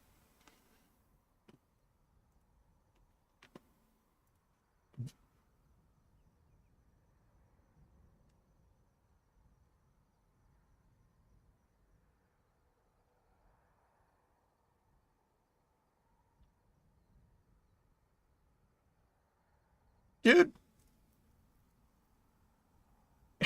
Jam, you're here. What is that thing gonna do if it goes into a hot LZ? Dude, if I'm an enemy combatant, you know where I'm shooting? I'm shooting right there. Right there. Like, what, dude, bullet sponge. Like, dude, shoot right there. Look, and you can see the moving parts. All the guts are hanging out the side. Like, dude, I'm an armchair general. I admit it. I play Hearts of Iron. What the hell do I know? I've never served. I don't know. But also, at the same time, I'm not stupid. American Airlines AA4012 is on fire at Denver International Airport. All right. I don't know that it didn't clear its speed requirement, just it was slower than the V280. Isn't it a test article?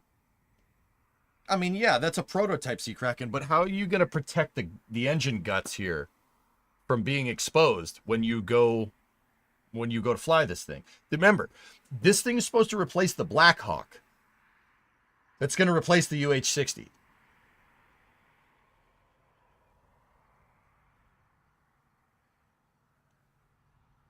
Right, Dan? Yeah, crazy, man.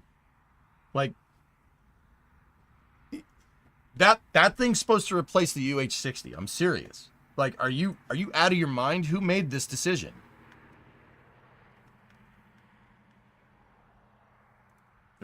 Guys, I'm not making this up. You can read about it.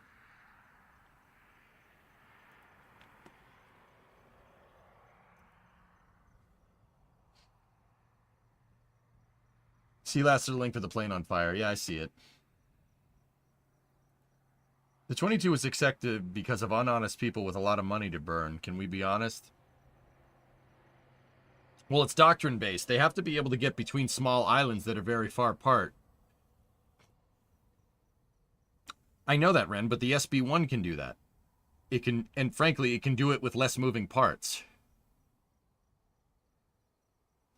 Why a V-tail, though? Reduced complexity, Sea Kraken, if I had to guess. Because it's already super complicated. The SB1 had longer range. That's what I mean. I don't get it. I'm a tumor, I'm a tumor, I'm a tumor, I'm a tumor. See your last, Gil. What's up? Rotating the cells was difficult, but seemed logical in the V-22. This one has a weird universal with the motors remaining fixed. We will be learning new lessons. That's what I'm saying, dude. Like, how are you going to keep up with maintenance of that thing? How are you going to keep up with maintenance? How are you going to do that? Whatever. Anyway, I hope you guys enjoyed this space news. Pretty good. It's pretty good space news. Pretty good. Can I just watch that X2 thing just one more time? Can I just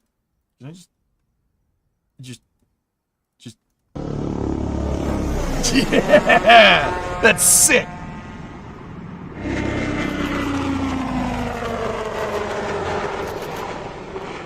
That's so sweet, dude. Why did you choose the other thing? That thing is a piece of junk compared to the X2. Ah. Oh, whatever. Whatever. The V280 is much faster and has longer range. That's why she won.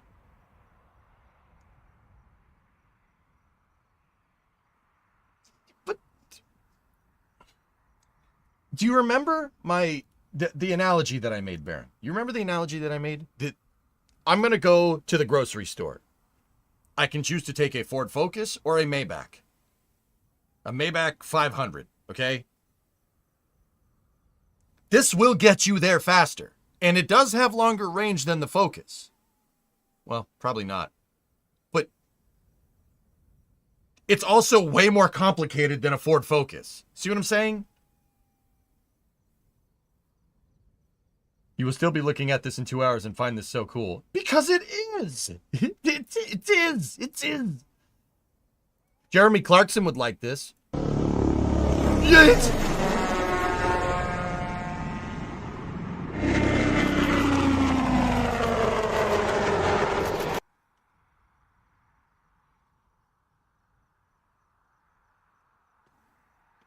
To bring back the Rotodyne. Oh, you need a link to it, Maddie? All right, I'll link you that video. Anyway. You afford, I'll just walk, thanks. An even more elegant solution than the Maybach. Metric, look at you. Thank you for proving my point. You just fell for the trap card. Boom. Is the V280 still getting produced, though? Wasn't the procurement contract vehicle canceled? I hope so. I hate that thing.